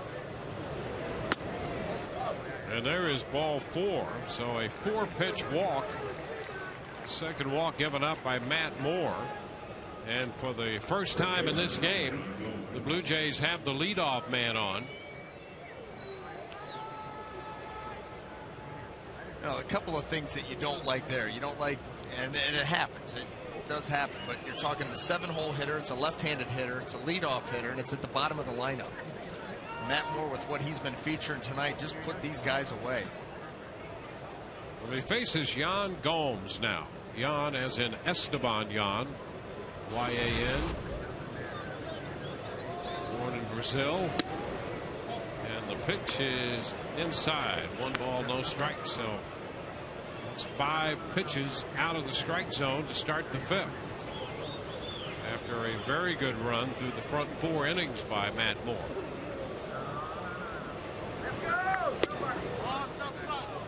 And that's a little wide, says Sam Holbrook. The misses here for Matt Moore, though, have been different.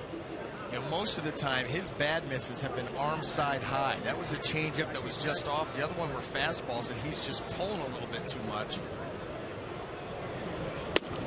There's a strike. Fastball. 2-1. It's going to be easier for Matt Moore to correct than if you're consistently missing up and away. And he does it right here.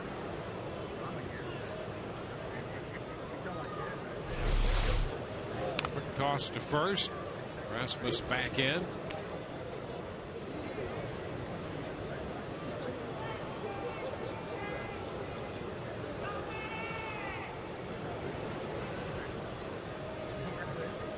Outfield spread out for Gomes. Fountains it back. Takes the count to 2-2.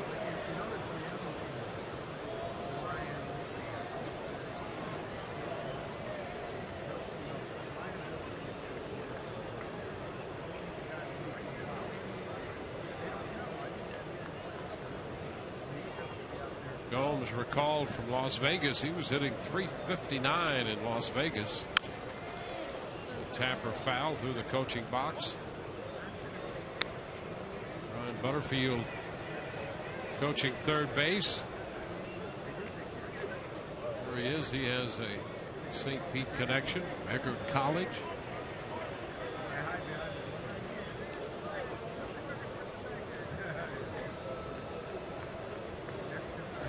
Two the count. We'll come back into the mound. Moore sets his feet out at second and safe at first. And in the middle of that, Johnson upended by Rasmus, but everybody's okay around second base, and they get the lead man. Well, Rasmus went in there very aggressively into Elliott Johnson. Elliott did his best to stay in there and make the throw, but look at Rasmus. He's going in there to break up that double play, goes low. And a nice flip there on Elliott. I mean, he stays low. Elliott, it's a good hard baseball. And the safest place to be for that middle infielder is right where he was, in the air. There's a strike to Davis, a fastball. You get a guy coming in low and late like that, you stay planted. Good for the knees. It's down. 1 ball, 1 strike.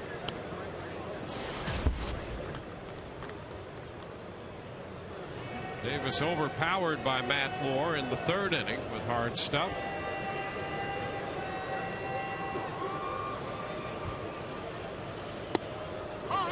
It's in there. 1 ball, 2 strikes.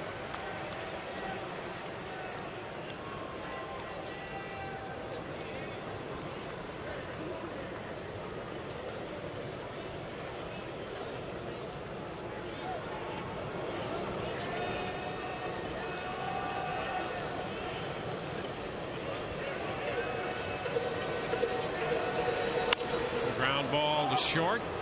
Johnson over to Sutton, over to first, not in time. Too much speed for Davis, but Gomes is forced at second base. Well, Matt Moore has been very, very good tonight. Quickened up his rhythm, his tempo. Ball's jumping out. He's been able to get it away to lefties, in on righties. The changeup's been good. Even the few breaking balls that we've seen, Matt Moore has thrown some good ones. That one right there to Kelly Johnson. Got it all working.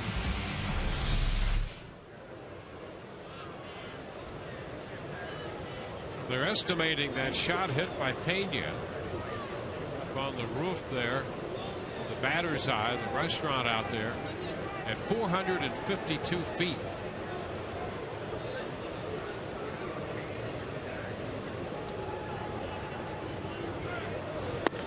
Davis, the pitch is down and the throw's not in time. He steals second base. That's his 7th steal of the year. And he has quick acceleration.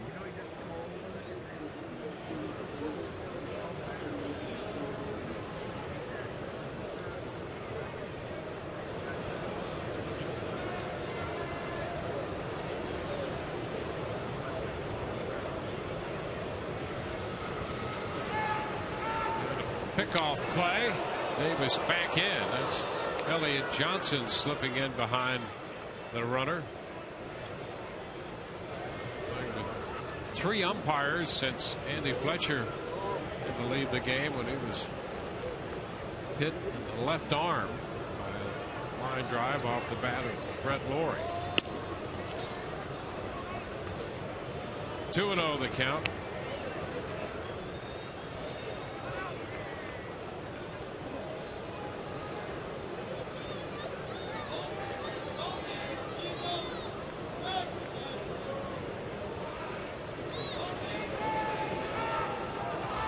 To Johnson, down around his feet. 3 ball, no strike count. Matt opened this inning by walking Rasmus. He was forced at second by Gomes. Gomes forced at second by Davis. And Davis now at second after the steal. That's a strike at the knees. 3-1.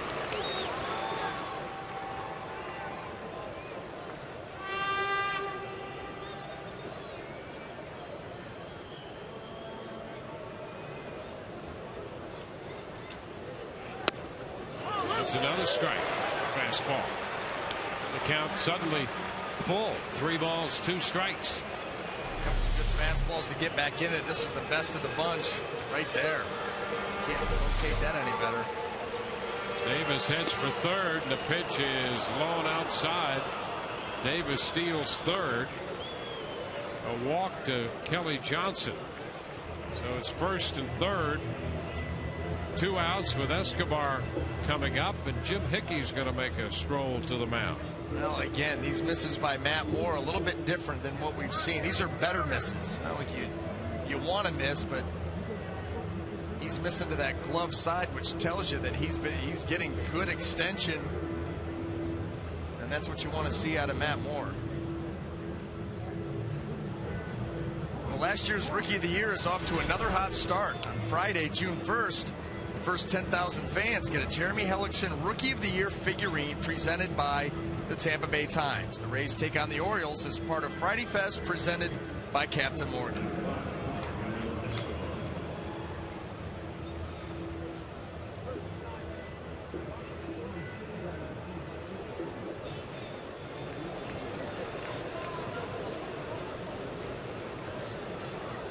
Well, after the conference on the Hill, Escobar about to step in. Escobar has been swinging the bat pretty well lately for the Blue Jays. He had a home run last night at 2 hits and 3 official at bats and reached on an error, and is 1 for 2 in this game.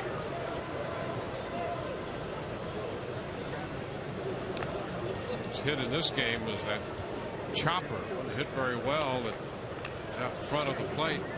Jimenez tried to make the play on it, could not corral it.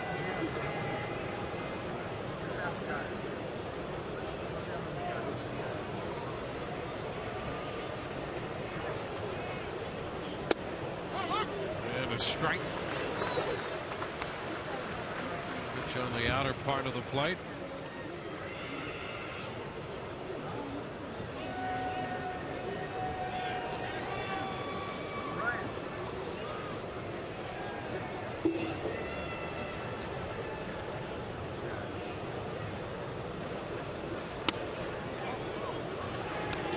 One ball, 1 strike.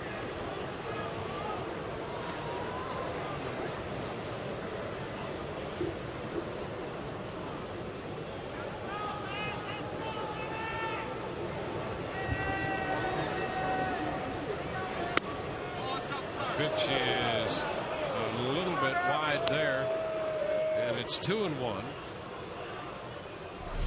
Take a look at this pitch again. Well, it's a fastball.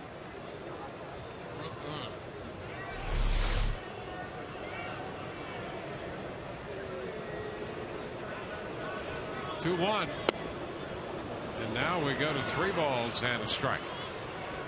A couple walks in this inning, and now behind Escobar. We'd prefer to see a shutdown inning.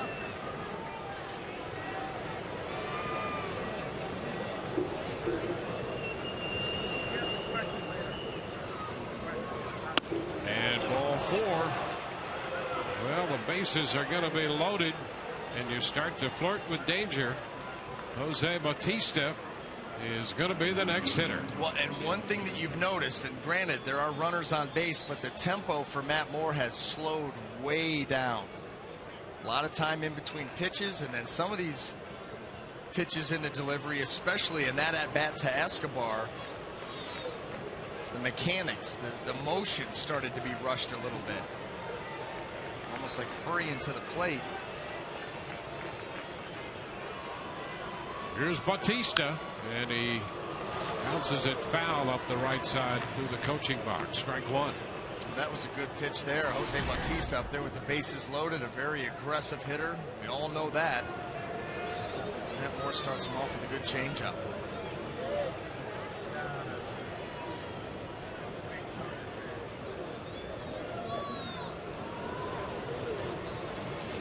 Pitch is high. 1 ball, 1 strike. The Rays have the shift on, overloading the left side of the infield.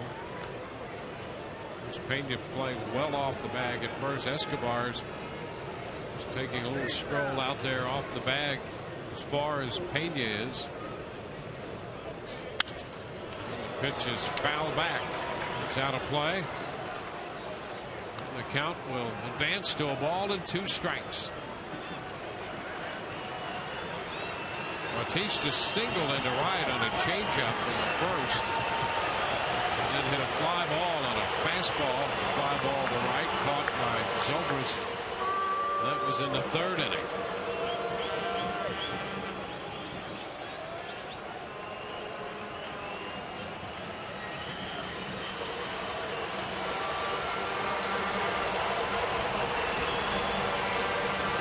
One-two pitch. Fouled it back. He challenged him with a 96-mile-per-hour fastball. And he tried to come in on a couple of change-ups away. And here you go, trying to pound him in. You see everything. First 3 pitches away. And that ball gets in there, but Bautista, enough of it to stay alive.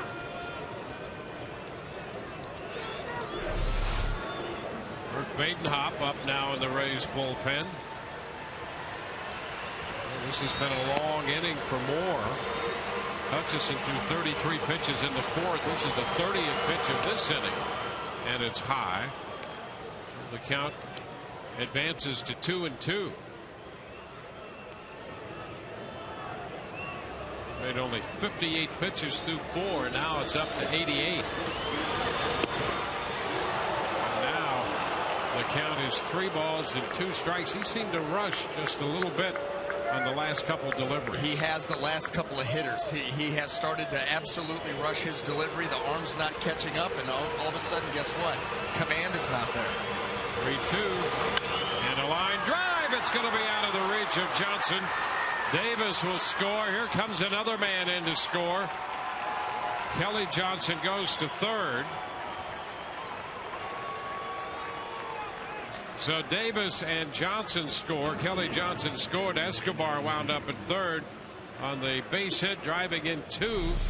That makes it 6-2. Well, here it is. He starts him off changeup. Very good spot off the end of the bat. Fastball up and out of the zone. Another changeup. Everything away. This is where he tries to come in. Bautista's able to spoil it. Not able to get out in front on the curveball, and then follows that up with a base hit to left field. Encarnacion misses the fastball. Another changeup off the plate, and then here you go. You got a challenge. He took the 3-2 pitch and lined it into left. They got Toronto on the board. Pitch is up. So they've scored 2 runs with just the 1 hit. 3 walks in the inning.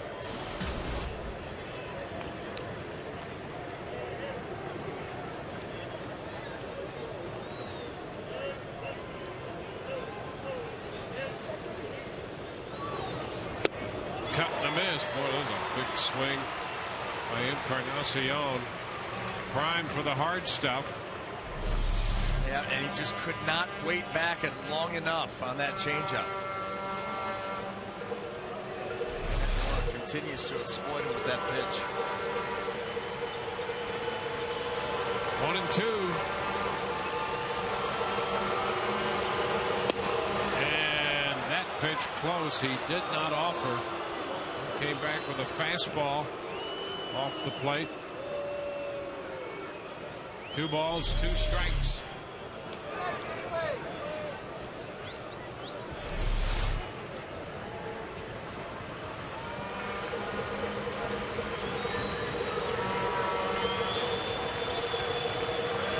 And now he goes full to Encarnacion. And that right there, that's exactly what we're talking about, rushing the delivery. He went so quick on that to try to get the home plate. The arm never caught up. Watch how quick. Right here. Maybe he was headed to the plate before the arm had a chance to get out in front, and that's what's going to happen. 3-2, and it's a foul ball. There he just a little piece of it. Yeah, but he went with the higher leg kick, and everything was on time.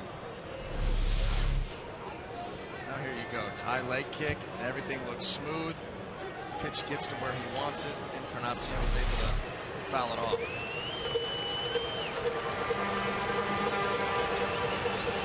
Three balls, 2 strikes. And a ground ball down to third. Rodriguez with a long throw to first, and it's wide. Escobar scores. Bautista's going to head to the plate. The throw is not going to be in time. It skips by. Nobody backing up there. And so the Rays defense, which hurt them last night, falters again here on the bad throw on the ball hit by Encarnacion. You know, and I'll tell you something. From what we've seen from Sean Rodriguez as far as with the glove has been very, very good. But even on some of the plays that he's made, he's bounced some balls over there. Carlos Pena's made some nice scoops for him. We saw the throw that he missed last night, and then this one nowhere near first base. I don't know what happened on this, if this ball cut on him or what. He sets up nicely, throws, and this ball just, yeah, it looks like it's just cutting away from Carlos. Nowhere near first base. And that's going to be it for Matt Moore, who all of a sudden was up to 97 pitches. We'll be back in a moment.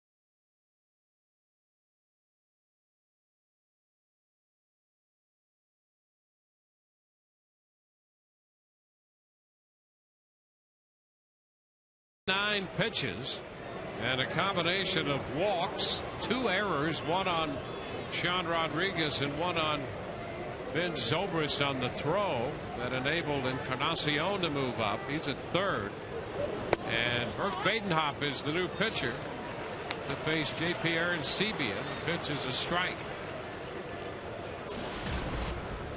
Really just one hit out of the infield. Yeah. Well, yeah, I mean, that's what the walks and errors are killers. Foul ball in behind the plate.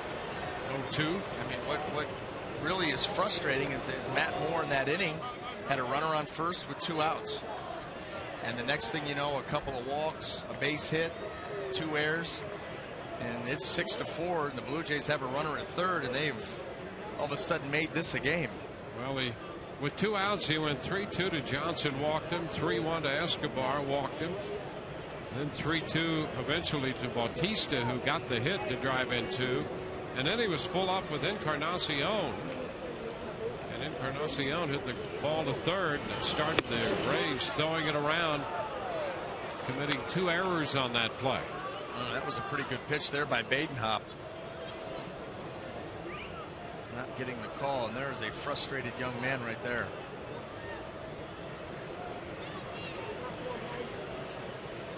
Now the 1-2. That's pretty close. And it's a 2-2 count to Aaron Sebia.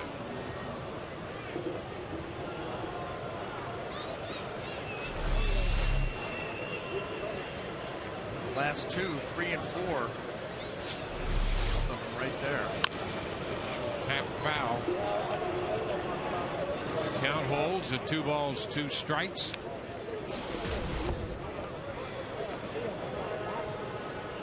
Well, the Blue Jays have got right back into this game. The Rays opened this inning leading 6-0. 2 outs, they led 6-0, and now it's 6-4. With Encarnacion at third and Aaron Sebia at the plate, and a 2-2 count. Into right center field, Zobrist is there to make the catch, and that retires the side. 4 runs cross the plate. It's 6-4 Rays.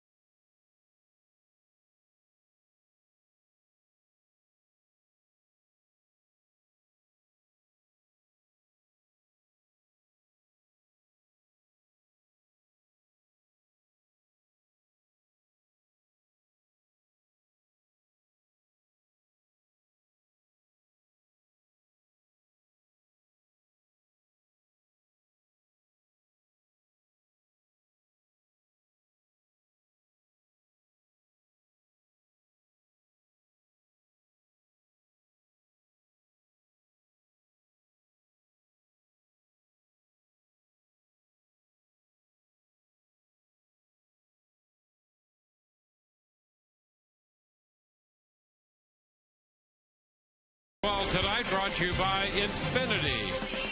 Luxury cars that deliver inspired performance. By Checkers. Feast on. And by your local Southern Ford dealers.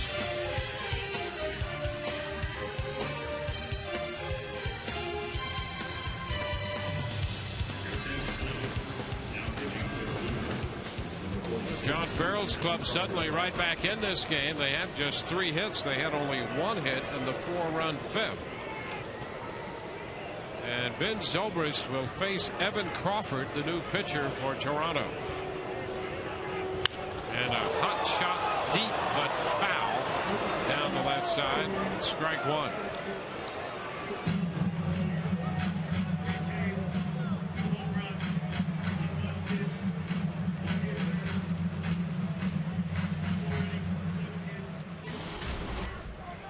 Zobrist now trying to get something started to build the lead back up. 1-1.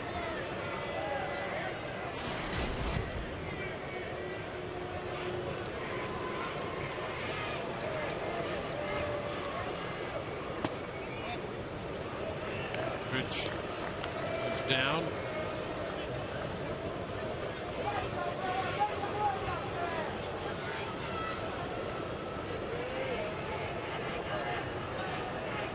The 2-1. With a strike.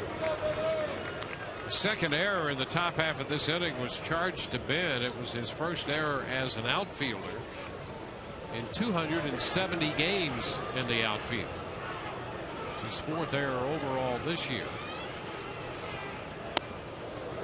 And the count is full from Evan Crawford.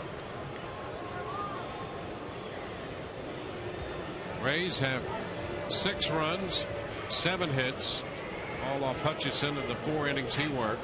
Struck out 3. The pop foul going to be out of play. He hit a man, threw a wild pitch, and surrendered 2 home runs. Luke Scott and Carlos Pena hit home runs off Hutchison. Now the Rays face the left-hander. 3-2 and a liner into center field, falling for a base hit.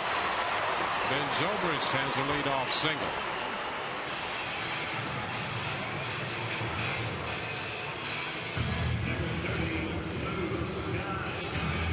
Well, tonight's game and all season long, Tires Plus will donate $100 to the Pediatric Cancer Foundation for every Tampa Bay Rays home run televised on Sun Sports and Fox Sports Florida.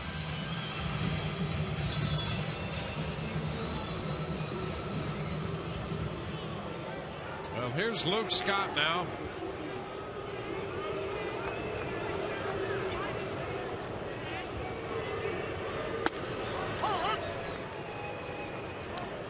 Pitch to Scott is a strike.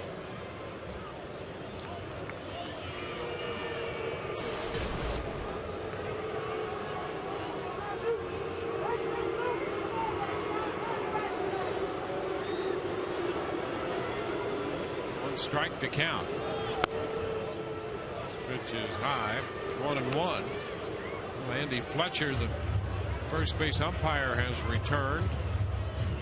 He's back after putting a wrap on his left elbow. There we go.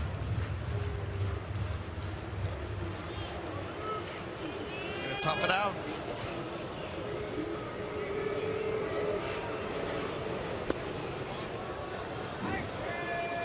Two balls and a strike. He was struck on that elbow on a line drive foul off the bat of Brett Lorry.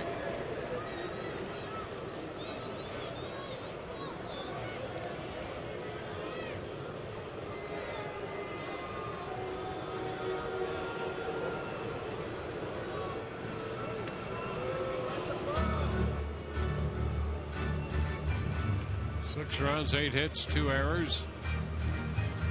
The Rays, 4 runs, 3 hits, no errors for Toronto.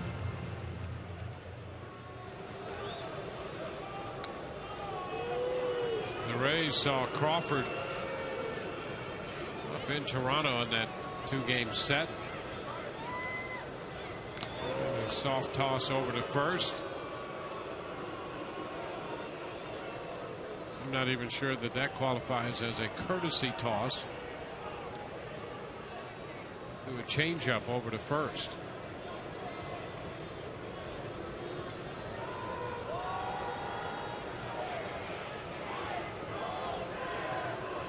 Two 2-1 as Scott waits on the left-hander. Again, a move to first.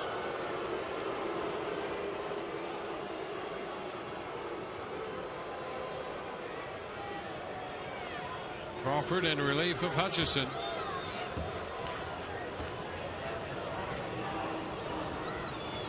A home run and a double tonight. Scored 2 runs. And he takes the pitch inside. It's now 3-1.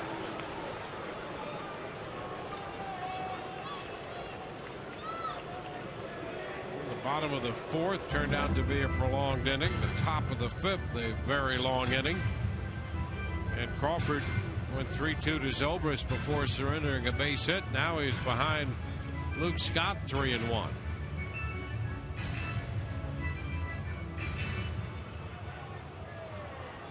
Rays continue to get Wade Davis loose in the bullpen up the right field side.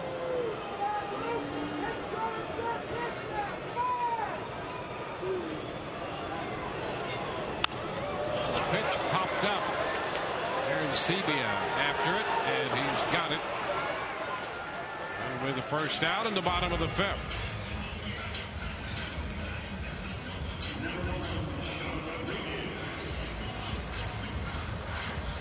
Sean Rodriguez will be coming up there. Sean 0 for 2. He tried to bunt Scott over to third in the fourth inning and popped out to the pitcher.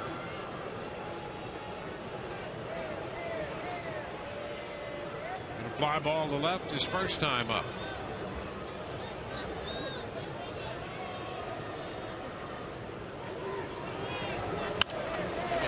This one up. It's Gomes, the first baseman, into foul territory. He makes the catch. 2 gone. Zobrist, after the leadoff single, is still at first base.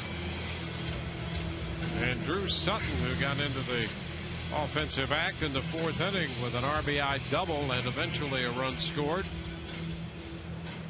Turn around to bat right-handed here against the lefty Evan Crawford.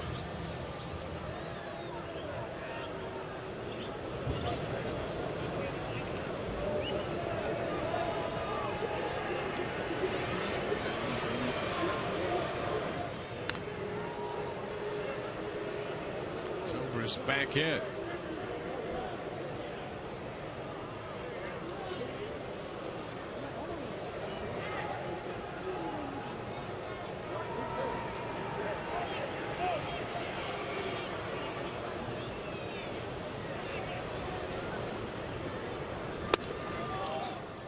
Pitch is off the plate, wide. Ball, no strikes.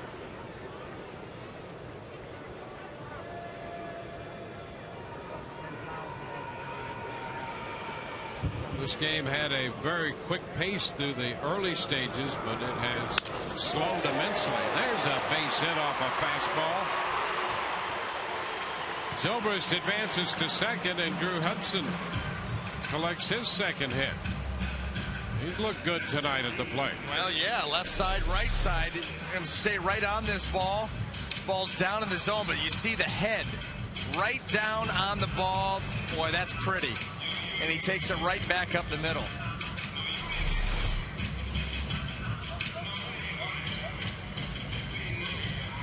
Well, the Rays have a chance now. Finally move Ben Zobrist up into scoring position, and nothing would be better for the psyche of the team than after Toronto was able to plate 4 runs with 2 outs in the top half of the inning to come back and answer here in the bottom half. Chris Jimenez will be given that opportunity right here. Well, it's the right-handed hitting Jimenez against the lefty. When the Rays saw Crawford up in Toronto, he pitched 1 inning, gave up a base hit to the right-handed bat of B.J. Upton, and then struck out 3 left-handed hitters. And the pitch to Jimenez is a strike. Jimenez got credit for a run batted in on a fielder's choice in the fourth.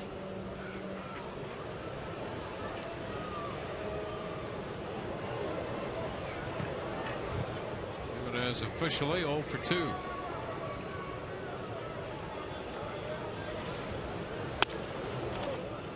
The pitch is high. 1 ball, 1 strike.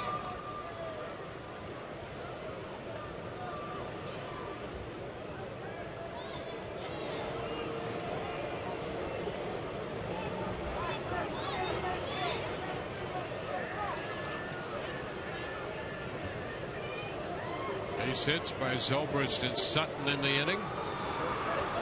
And a line drive. There's a base hit into left. Zobrist will be waved home. Throw by Davis, not in time. Play at third, and out there. Joe West on the call. Zobrist scores on the base hit by Jimenez, and Sutton out trying to go to third. So the Rays pick up a run, and they have a 7-4 lead through 5.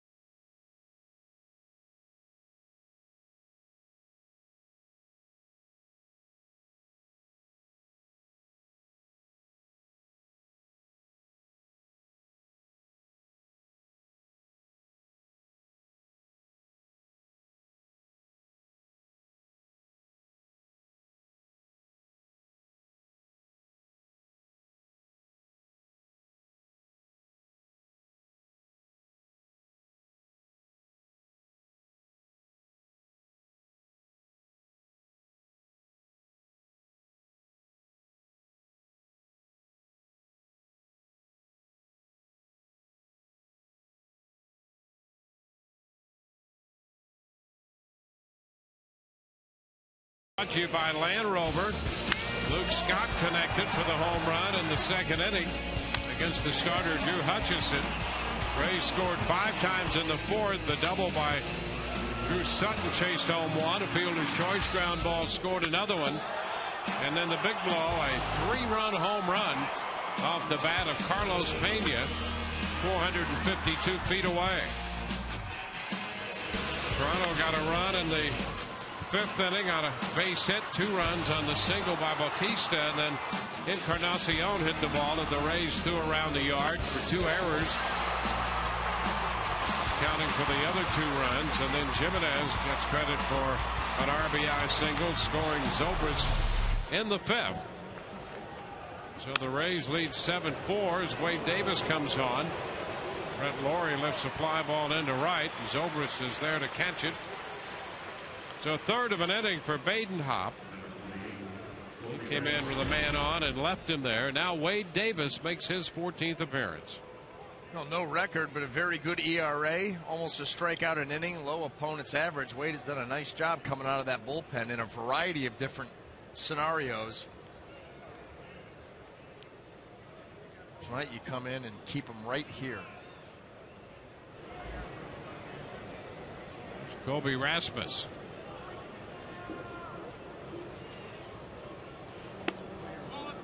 This one is down. It was important for the Rays to at least score 1 run in the bottom of the 5th after the Blue Jays put up 4 runs, 2 unearned in the top half of the inning.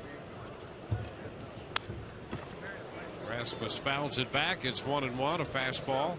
Especially, I mean, they did that all that damage with 2 outs, and then you have Ben Zobrist gets on base, nobody out. You got a 3-1 count on the next hitter. 2 quick pop-ups, but the Rays were eventually able to cash in for 1. And you're right, Wayne. That was a huge run. Swing and a miss. Fastball from Wade. It's 1-2 now.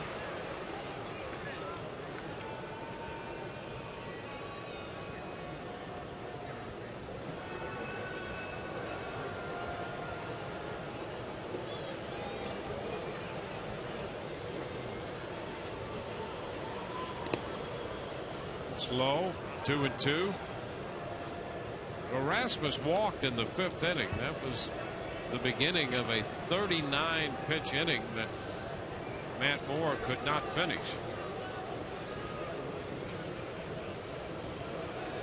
Walks and the errors hurt. They had only 1 hit. That was that base hit by Bautista. It's popped up foul. Jimenez digging hard for it. Rodriguez there. Sean's going to make the catch. So 2 up, 2 down in the 6th inning. It's been a while since we've heard from Todd Callis. Todd? Yeah, Dwayne, you talked about that Red Sox-Orioles series that's going on right now. You've got the Red Sox tied for last. You've got the Orioles in first place. But we're asking Rays fans, we're assuming mostly Rays fans watching, who are you rooting for in that Boston-Baltimore series? Are you rooting for the Red Sox, TB1, or for the Orioles, TB2? Text your votes to 789-789. Standard message and data rate supply. We'll have the results in the Rays Live postgame, guys.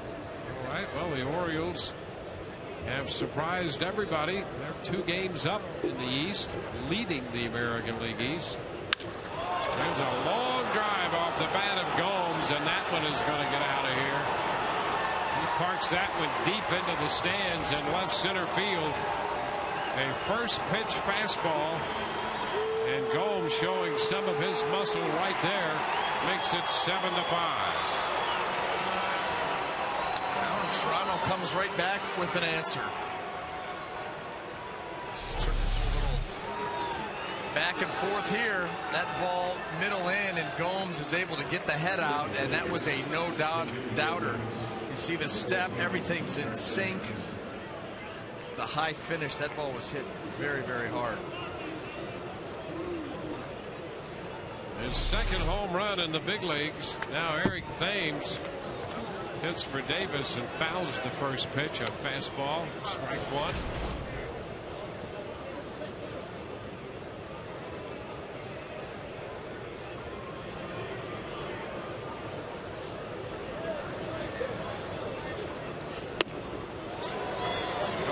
fastballs with a little something behind them after giving up the home run.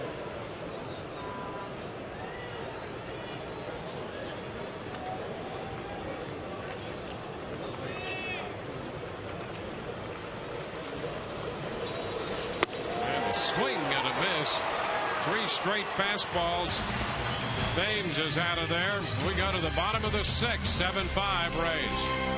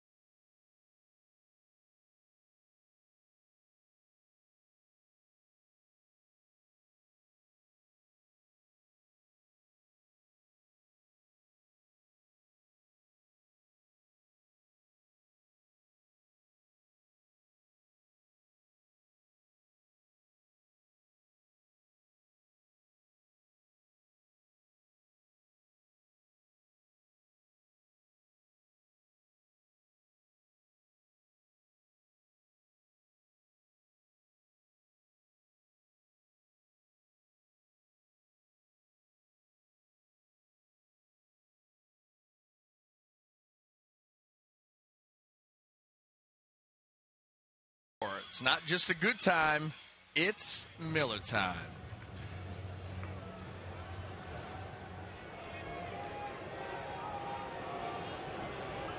Well, it's a 2-run game. Jan Gomes belting a home run. Rays on top, and Elliott Johnson shortens on the bat. Takes the pitch too high. Eric Thames pinch hitting and staying on to play left field.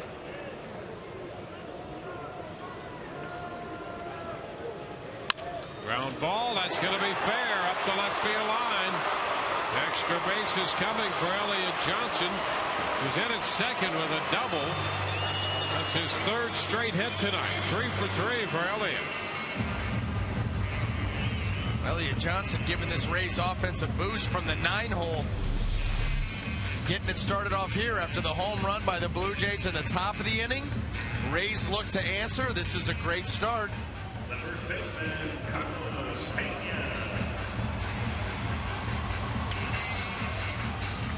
Third double of the year for Elliott. Brett Laurie giving it everything that he has. Can't quite get there, and Elliott's at second base. Carlos Pena will be up there. Carlos placed in the leadoff spot tonight by Joe Madden. He's 1 for 3, a long home run to center field in the 4th. Cut and a miss, strike 1.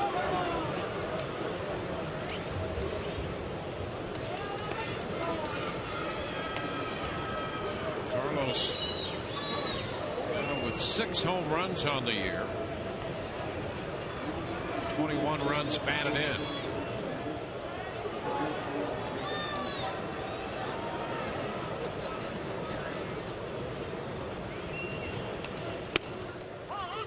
And that's strike 2. Here's another look at that 452-foot home run to center field. That ball was unloaded on.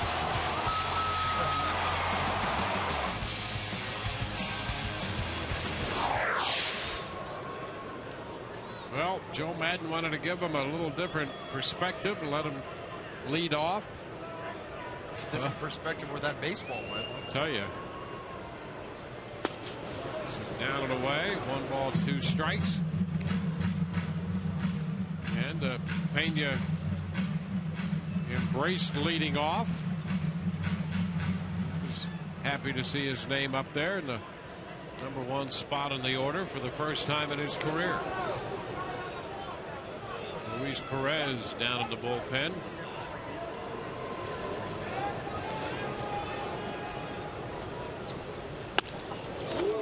He takes it high. 2-2.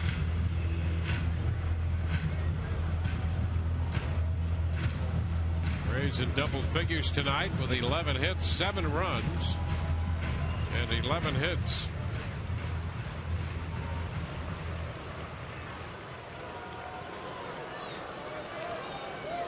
Crawford's given up 4 of those. Fly ball to center field. Rasmus is there, not overly deep, and he makes the catch. So with 1 out, Elliott Johnson at second. B.J. Upton will be approaching the plate. We'll check in with Todd. Dwayne, on that first at bat when he doubled off the fastball, B.J. said that's been the key lately. He's been more aggressive against that pitch. I'm just staying on the fastball. I think the MO on me has been, he has trouble with fastballs, and growing up I've always been a fastball hitter, but like I said, I haven't really been. In the past, I haven't really put myself in position to hit those pitches, and right now it's going with me. Guys, takes off, and the throw to third is in time.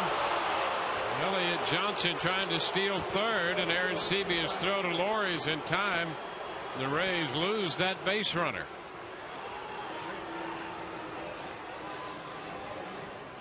It's the second out, and the bases are suddenly empty. Elliott Johnson, there he goes. Aaron Sebia up and out of there quick with a dart right to Laurie. Slaps that tag down. You hate to lose that base runner. Visions of maybe building at least a 3-run lead again. The Rays lose that guy now in scoring position. 2 outs with the bases empty. And it's a 1-1 count on B.J. Upton. Well, that might get the run back. Long drive deep to left, and that's gone. The Rays do get a 3-run lead after the caught stealing at third. B.J. Upton, it's his 4th home run of the year, and it's 8-5. Now, like we just heard from B.J. Upton, he's staying on the fastball. It was awfully nice for him to get off of it for 1 pitch. There it was. Forget about that fastball. Let's go with the breaking ball. Boy, that's a nice finish right there. Great extension. Blister. 3rd home run of the game for the Rays. Their 12th hit. Pitch to Matt Joyce is a strike. So 12 hits in a game, the season high for the Rays here at the Trop. They had 12 against the Yankees in the opener on April the 6th. Ground ball into short right. Laurie's there, quick throw, and it's just in time. Joyce went in head first, and the throw beat him there. But B.J. Upton unloads a home run. And so the Rays, at the end of 6, lead 8-5.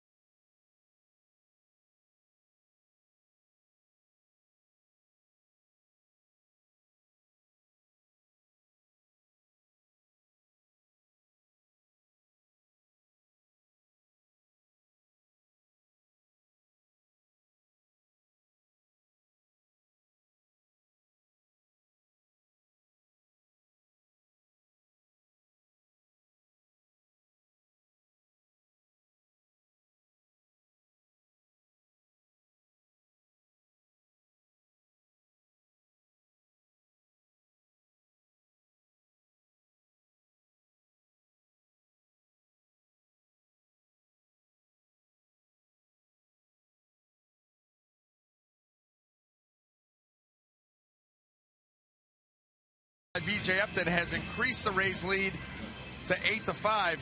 Well, Rays fans, tune in to watch Heat Live, the postgame, after every white-hot playoff game, brought to you by Seminole Hard Rock Hotel and Casino Hollywood.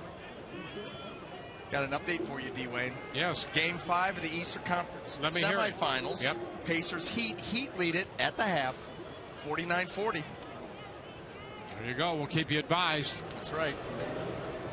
Tune it in. Meanwhile, the Rays lead here 8-5.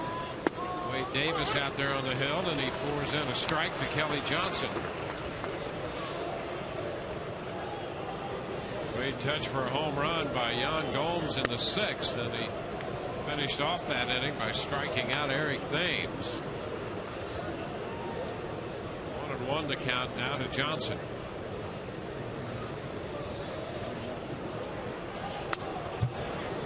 Rattled back. 1-2.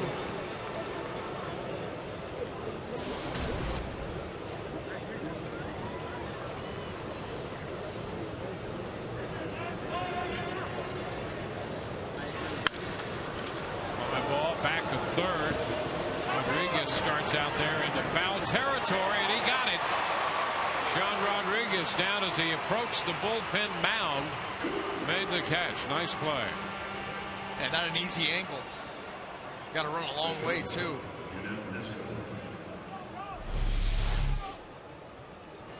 See from that being pulled over a little bit, a long run by Rodriguez, and then over the shoulder. Maintain concentration. The eyes never leave the baseball. Catch is made.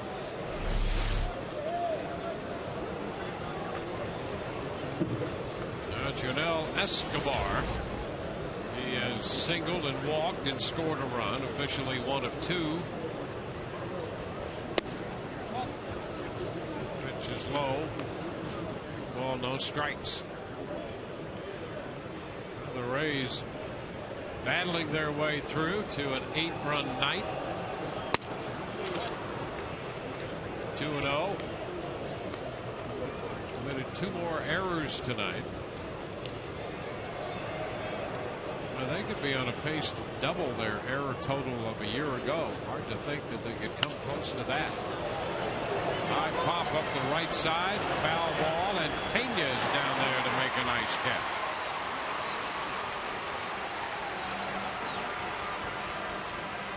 So 2 up and 2 down here in the 7th inning. And we'll look at tomorrow's starting pitching matchup. That's brought to you by Chevron, and it will be a very good one. Ricky Romero, a quality left-hander for the Toronto Blue Jays, and James Shields. We know the quality that Shields has brought to the Rays and to the mound each time out. He'll be after his 7th win. And there's a line drive and a base hit. First pitch, Bautista singles off a fastball. He's 3 for 4, 3 singles.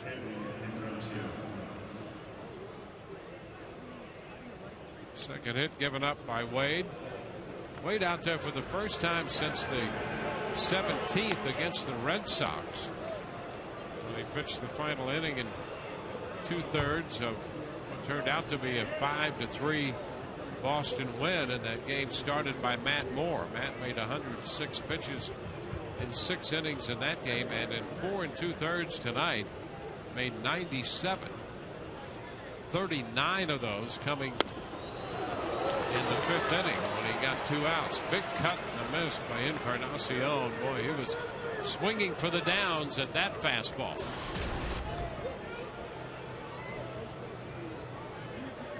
Walk, flied to left, and reached on an error.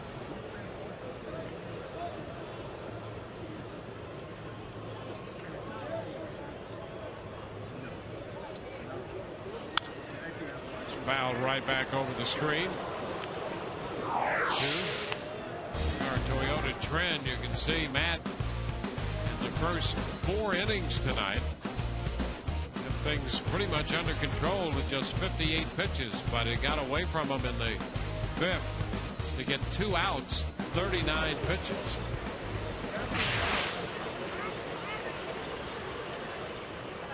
He gave up only 1 hit in that inning, but the walk really set up that inning. 3 walks.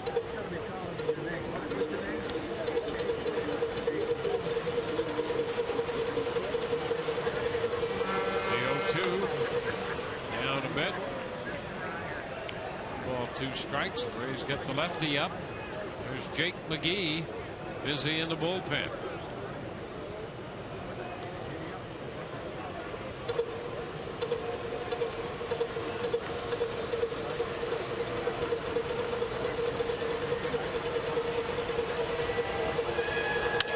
Ground ball. That's going to go through the overpopulated left side of the infield. Bautista's going to head to third ahead of the throw, and it's first and third as Encarnacion singles. And now with Arancibia up, the Blue Jays get the potential tying run to the plate. And around we go. I hear the Blue Jays with 2 outs. Base hit by Bautista. Encarnacion hits this ball hard enough. You had 3 infielders over on that left side. He's able to sneak it through. And Bautista hustling on that ball. 2 outs, going on contact. Here you go. Get into third. Bautista playing like the Blue Jays have renewed hope now. They've certainly gotten themselves right back in this game. And Sebia takes the pitch high. At one point, the Rays led 6-0. Now it's 8-5. With 2 men on and 2 men out, and Arancibia at the plate in the 7th.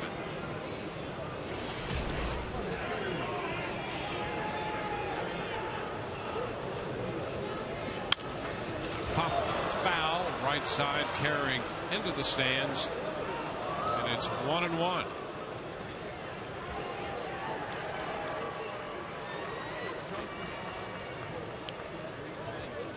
Joel Peralta has joined McGee. So the Rays bullpen very busy right now up the right field line.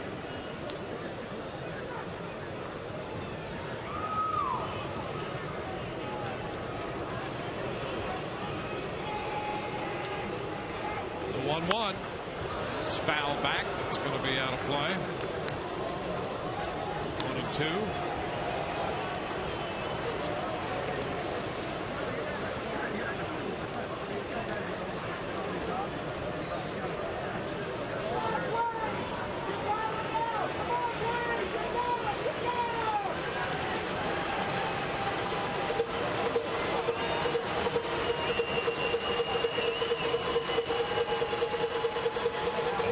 Delivery, and it's foul back.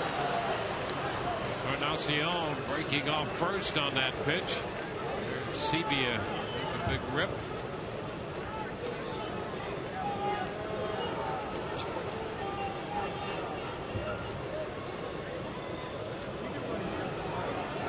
Matt Moore for 4 2/3. Badenhop for a third.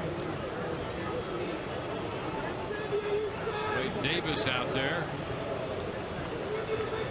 Farrell seeing his club claw its way back in with some help from the Rays with walks and errors.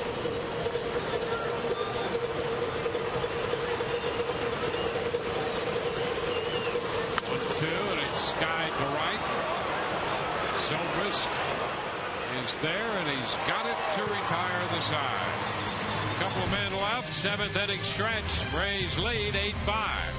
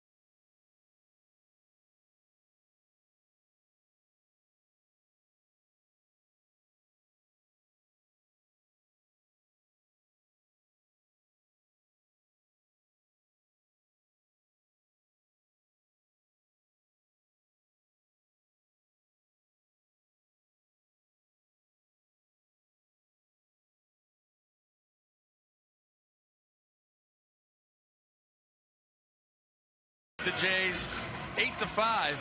Spend the day at the ballpark on Sunday, June 3rd, when the Rays take on the Orioles as part of Family Fun Day presented by the Tampa Bay Times. The first 10,000 kids age 14 and under will receive a Desmond Jennings bobblehead. Rays coming into bat in the bottom of the 7th inning. They'll be facing the third Toronto pitcher of this game. Luis Perez takes over. Crawford worked 2 innings, gave up 2 runs, and now it's Perez. Perez on for the 19th time, ERA under 3, 24 strikeouts in 22 innings, and then opponent's average sub 200. Zobrist there from the right side takes the pitch outside. A ball and no strikes.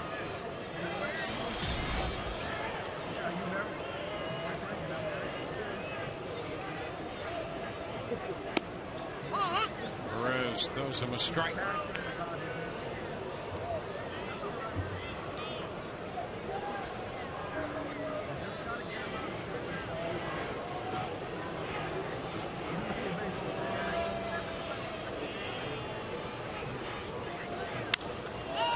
Popped up on the infield, and that's Escobar, the shortstop. And Laurie and Johnson converging as well, but they peeled off as Escobar made the grab. Yeah, because a lot of times you see these infield pop-ups, and when everybody comes together like that, something bad is bound to happen. Escobar took charge of the situation and made the play. Well, Luke Scott against Perez. The Rays saw Perez for an inning up in Toronto in relief of Brandon Morrow in the game. Pitched that 1 scoreless inning, had a strikeout and a walk. And Luke bounces 1 foul. Well, Luke Scott opened the scoring for the Rays with a home run back in the 2nd inning. Carlos Pena belted a 3-run home run in the 4th. B.J. Upton hit a home run in the 6th. Kansas City batting in the top of the 9th inning. And that game has just gone final. New York beat Kansas City 3-2. Bouncing ball foul up the right side. 0-2. Soriano came on to save it for New York.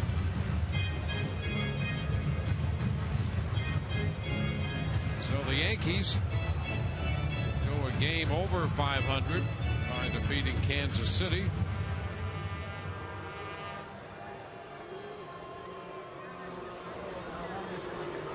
Baltimore leads Boston 2-1. That game's in the bottom of the 8th in Baltimore. 1 ball, 2 strikes.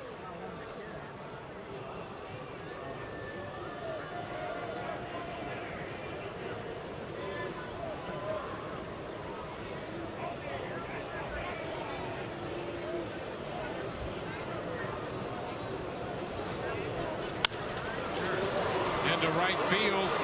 It's Laurie out there near the line making the catch. Boy, I'll tell you, that's an adventure. Their third baseman out there in short right field had to angle back toward the line. If he's not there, that ball's going to fall in. You see where he's at. Luke Scott's going to hook this ball. This may fall in front of Jose Bautista. But Laurie right there to make the over-the-shoulder catch. Yeah, that's some kind of range for a third baseman, isn't it? Continues to get a lot of his running in back and forth, third base to short right field, and in that case toward the line and right. Want to know the count to Sean Rodriguez.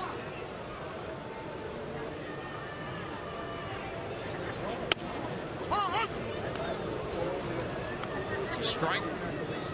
1 strike.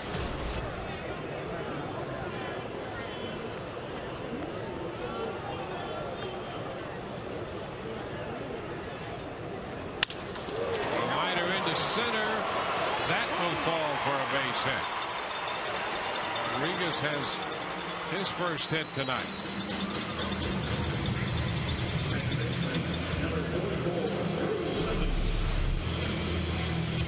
Here it is. That pitch is up and it's moving away. And Sean Rodriguez able to reach out there. He gets his ball off the end of the bat. It sounded like it almost cracked the bat. It drops right in front of Rasmus, and the Rays with a 2-out hit. And Drew Sutton, 2 out of 3, making the start tonight at second base.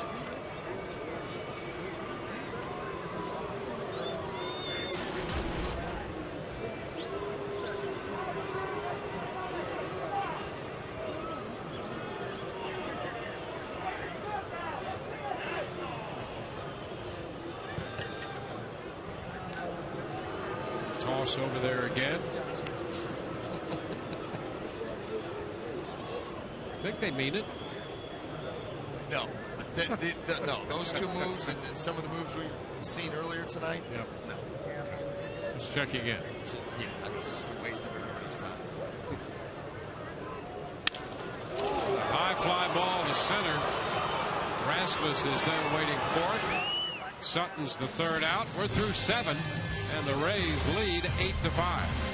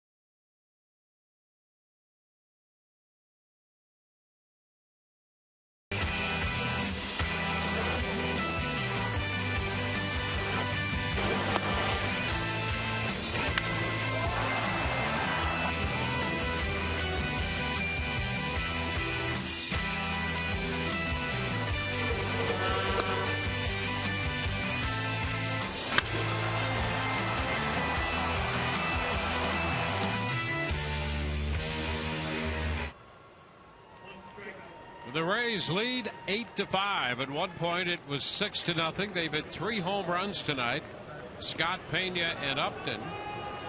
Matt Moore started and worked 4 2/3. He pitched very well for 4 innings and got into the 5th and found himself struggling a bit, particularly there with 2 outs, and it turned out to be a 39 pitch inning that he could not get through.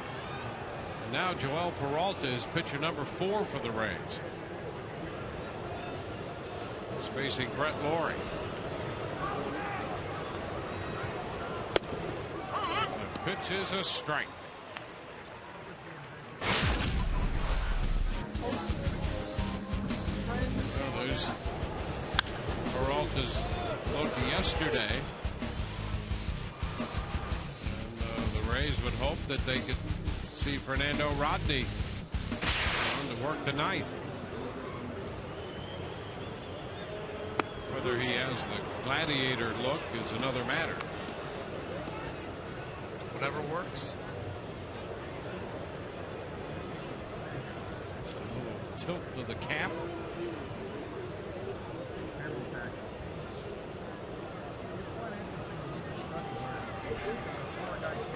Count is There's a ball and a strike.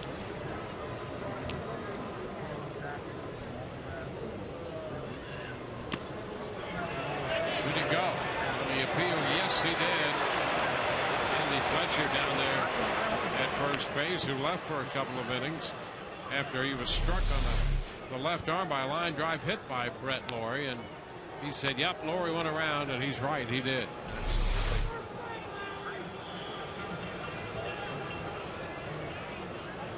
Rat on the left elbow now.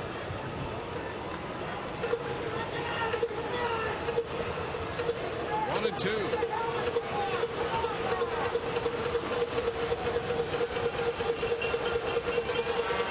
Ground ball. That's going to be a tough play. Deep short. Johnson unloads, and it skips beneath the glove of Carlos Pena. That's going to be a base hit. Boy, that was a great effort by Elliott Johnson at shortstop. He knew he was going to have to unload it quickly if he had to play at all. There was nothing else that Elliott could have done. He got to it, got rid of it quickly. Oh, boy, even if Carlos is able to come up with that, he may have beaten it. But what an effort by Elliott Johnson. Well, you know, we were talking the other night, and Elliott's one of those guys, as you pointed out, and he'll tell you this. The more you see him, he's better than you think he is.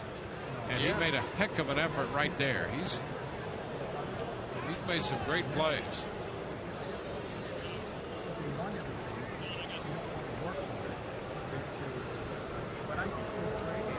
Rasmus takes the pitch and it's in around the knees. That's a strike, and he'll tell you that. I mean, he's been solid for the Rays. Kind of low key by nature.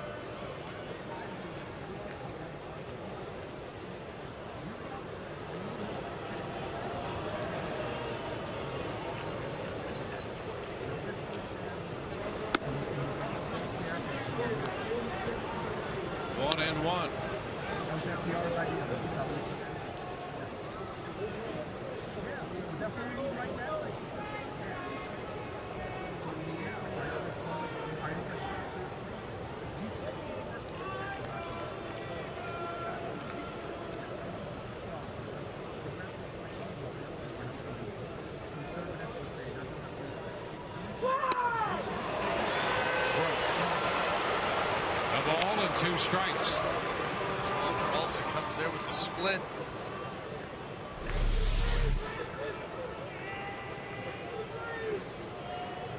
Get Rasmus way out in front there.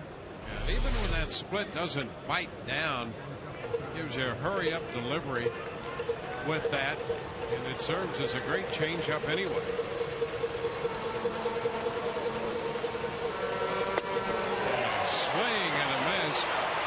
Followed it up with the fastball, and Rasmus is out on strikes. Joel Peralta, the split, you're right, here's the heater. Powers it right by Rasmus. Keeps it in a good spot.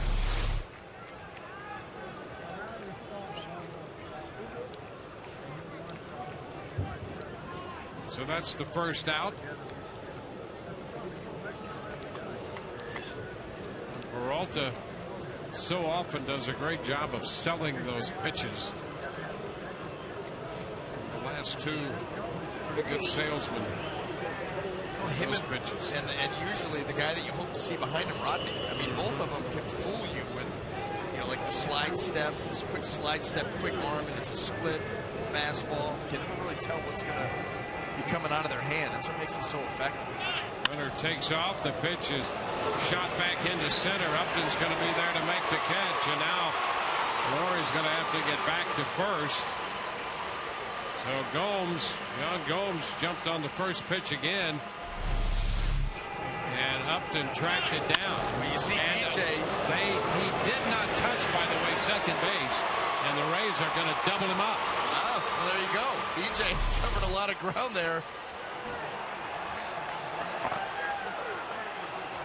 Brett Lawrie is going to be out at second base. He went back to first and did not touch second, and he's arguing that he did.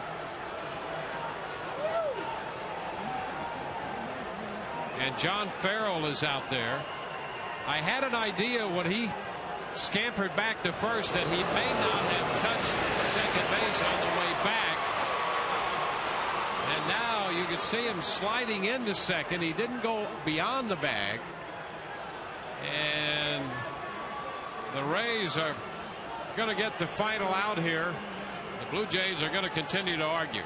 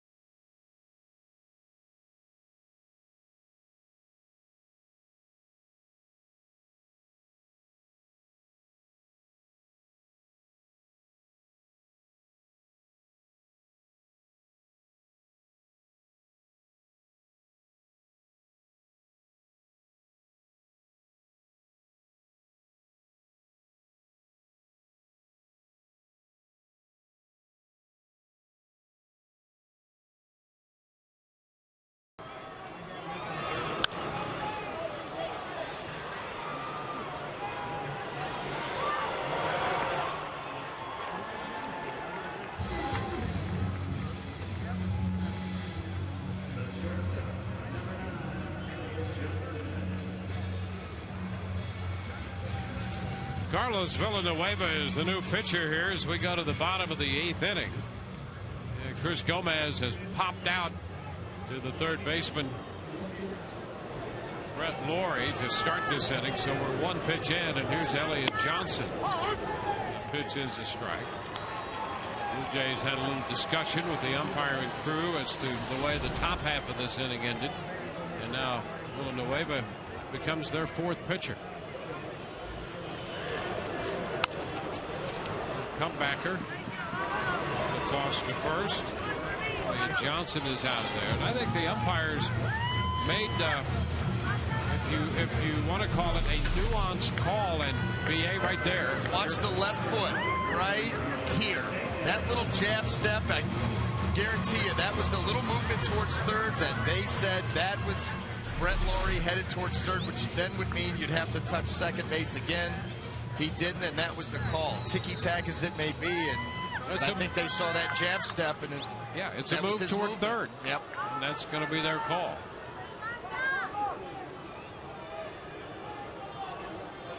And now here's Carlos Pena. 2 quick outs. 3 pitches, 2 outs in the bottom of the 8th. So skipping to the backstop. 1-0.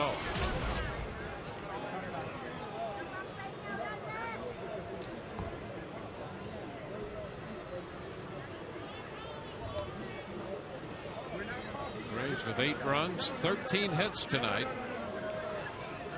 The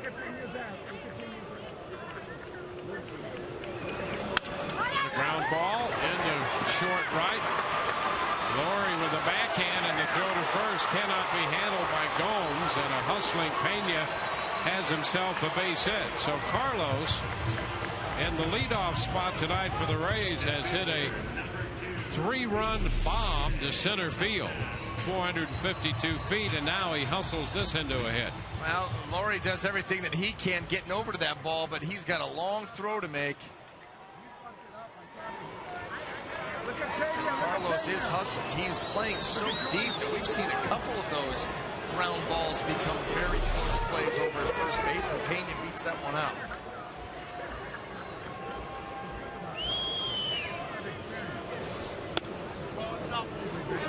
B.J. Upton takes the pitch outside. The Rays with 14 hits tonight.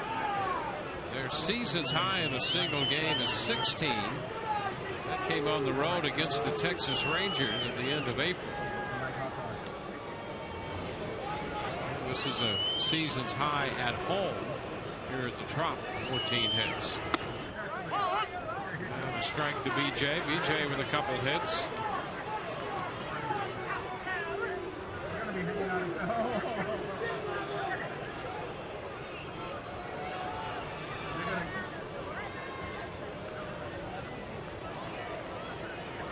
I can't afford it. I can't afford it. I can only afford one. I cannot fix it. Pitch outside, 2-1. Joe Madden moving Carlos Pena into the leadoff spot. He's responded with a home run the same way that Evan Longoria did last year at the end of May when he homered in the first game that he had ever started in the major leagues as a leadoff hitter.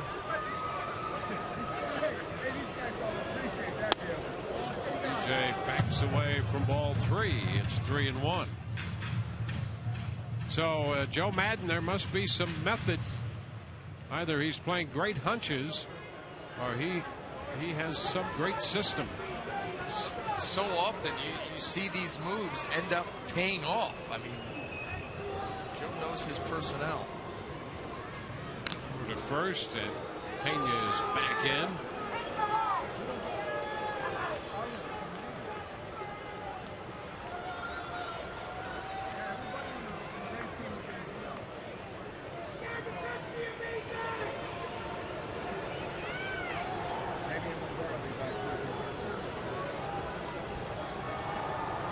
Three and one the count. And a pop up. It's a foul ball. Will be out of play. Here's that home run that Longoria hit last year on the 28th of May when he went into the leadoff spot for the first time in his major league career. He hit a 2-0 pitch out of here to center field of Carlos Carrasco. And tonight, Carlos Pena hit a 2-0 pitch out of here to center field, 452 feet worth of home run. In the debut as a major league leadoff hitter. 3-2, and BJ hits it on the ground to short. Escobar up with it. His throw to first in time. No runs ahead. The man left, and we'll take it into the ninth. 8-5 Tampa Bay.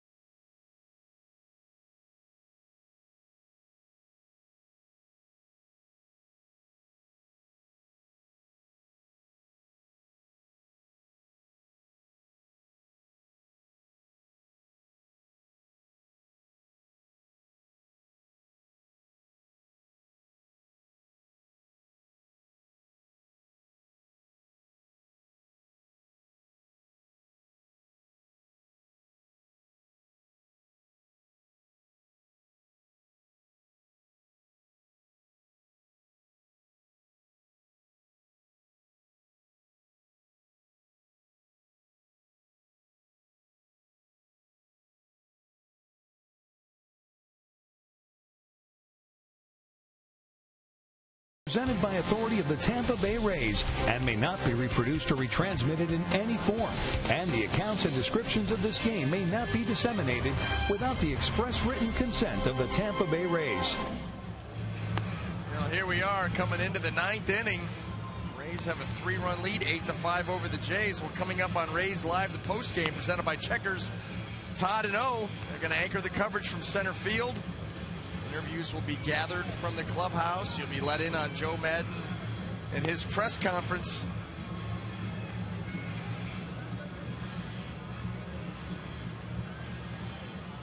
Well, Fernando Rodney will come on. His job to close this one out. The Rays lead 8-5, and Rodney has been spot on all year. Those numbers, strike out an inning, the average, how about the ERA? 0.46, perfect in saves. Eric Thames will lead off the 9th inning. The pitch is wide. Baltimore beat Boston 4-1. The Orioles now at the moment 2.5 up on the Rays. Change up and the count is 1-1. Boston falls the game under 500 and into the basement alone in the American League East.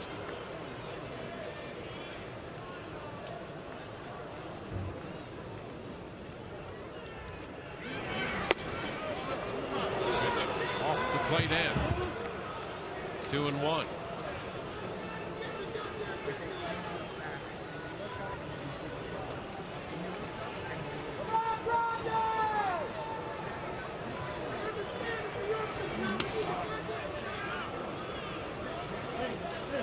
He's behind here on Thames. 3 balls and a strike.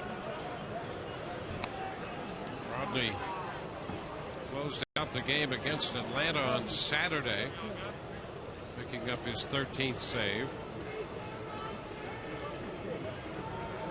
He's behind Thames. 3 balls and a strike.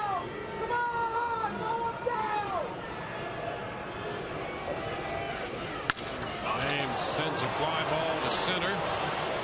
Upton makes the grab. Thames skies to center.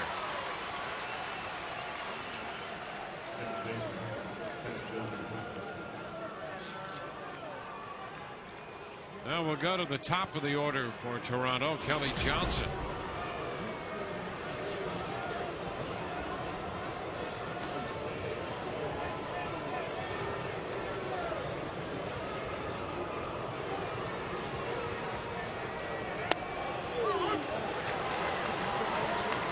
Strike to Johnson, who walked and scored in the 5th inning.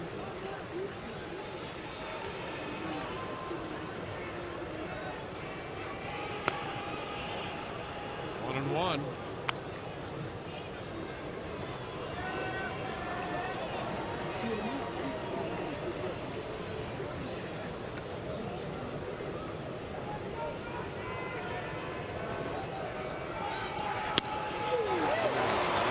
Fastball there. 1-2. Now, as a hitter, you just get caught in between with Rodney. The change of velocity between the fastball and the changeup. The fact that he's able to throw it for strikes. You're on the defensive as soon as you step in that box. And a swing and a miss. So he was late on the fastball and early on the changeup. 2 up, 2 down. It's been the story of the season for Fernando Rodney. And again, the reason that it's all been made possible is because he's been in the strike zone. I mean, in past seasons, Fernando Rodney, his command could leave him. But boy, oh boy, he's been locked in this year, throwing everything for strikes, taking the ball out of the zone when he wants to.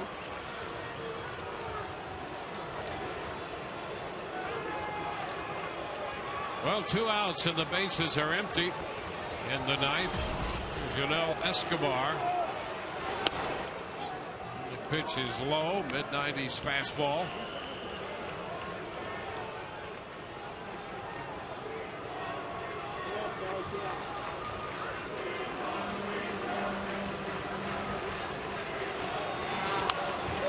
swing and a roller foul. It's 1-1.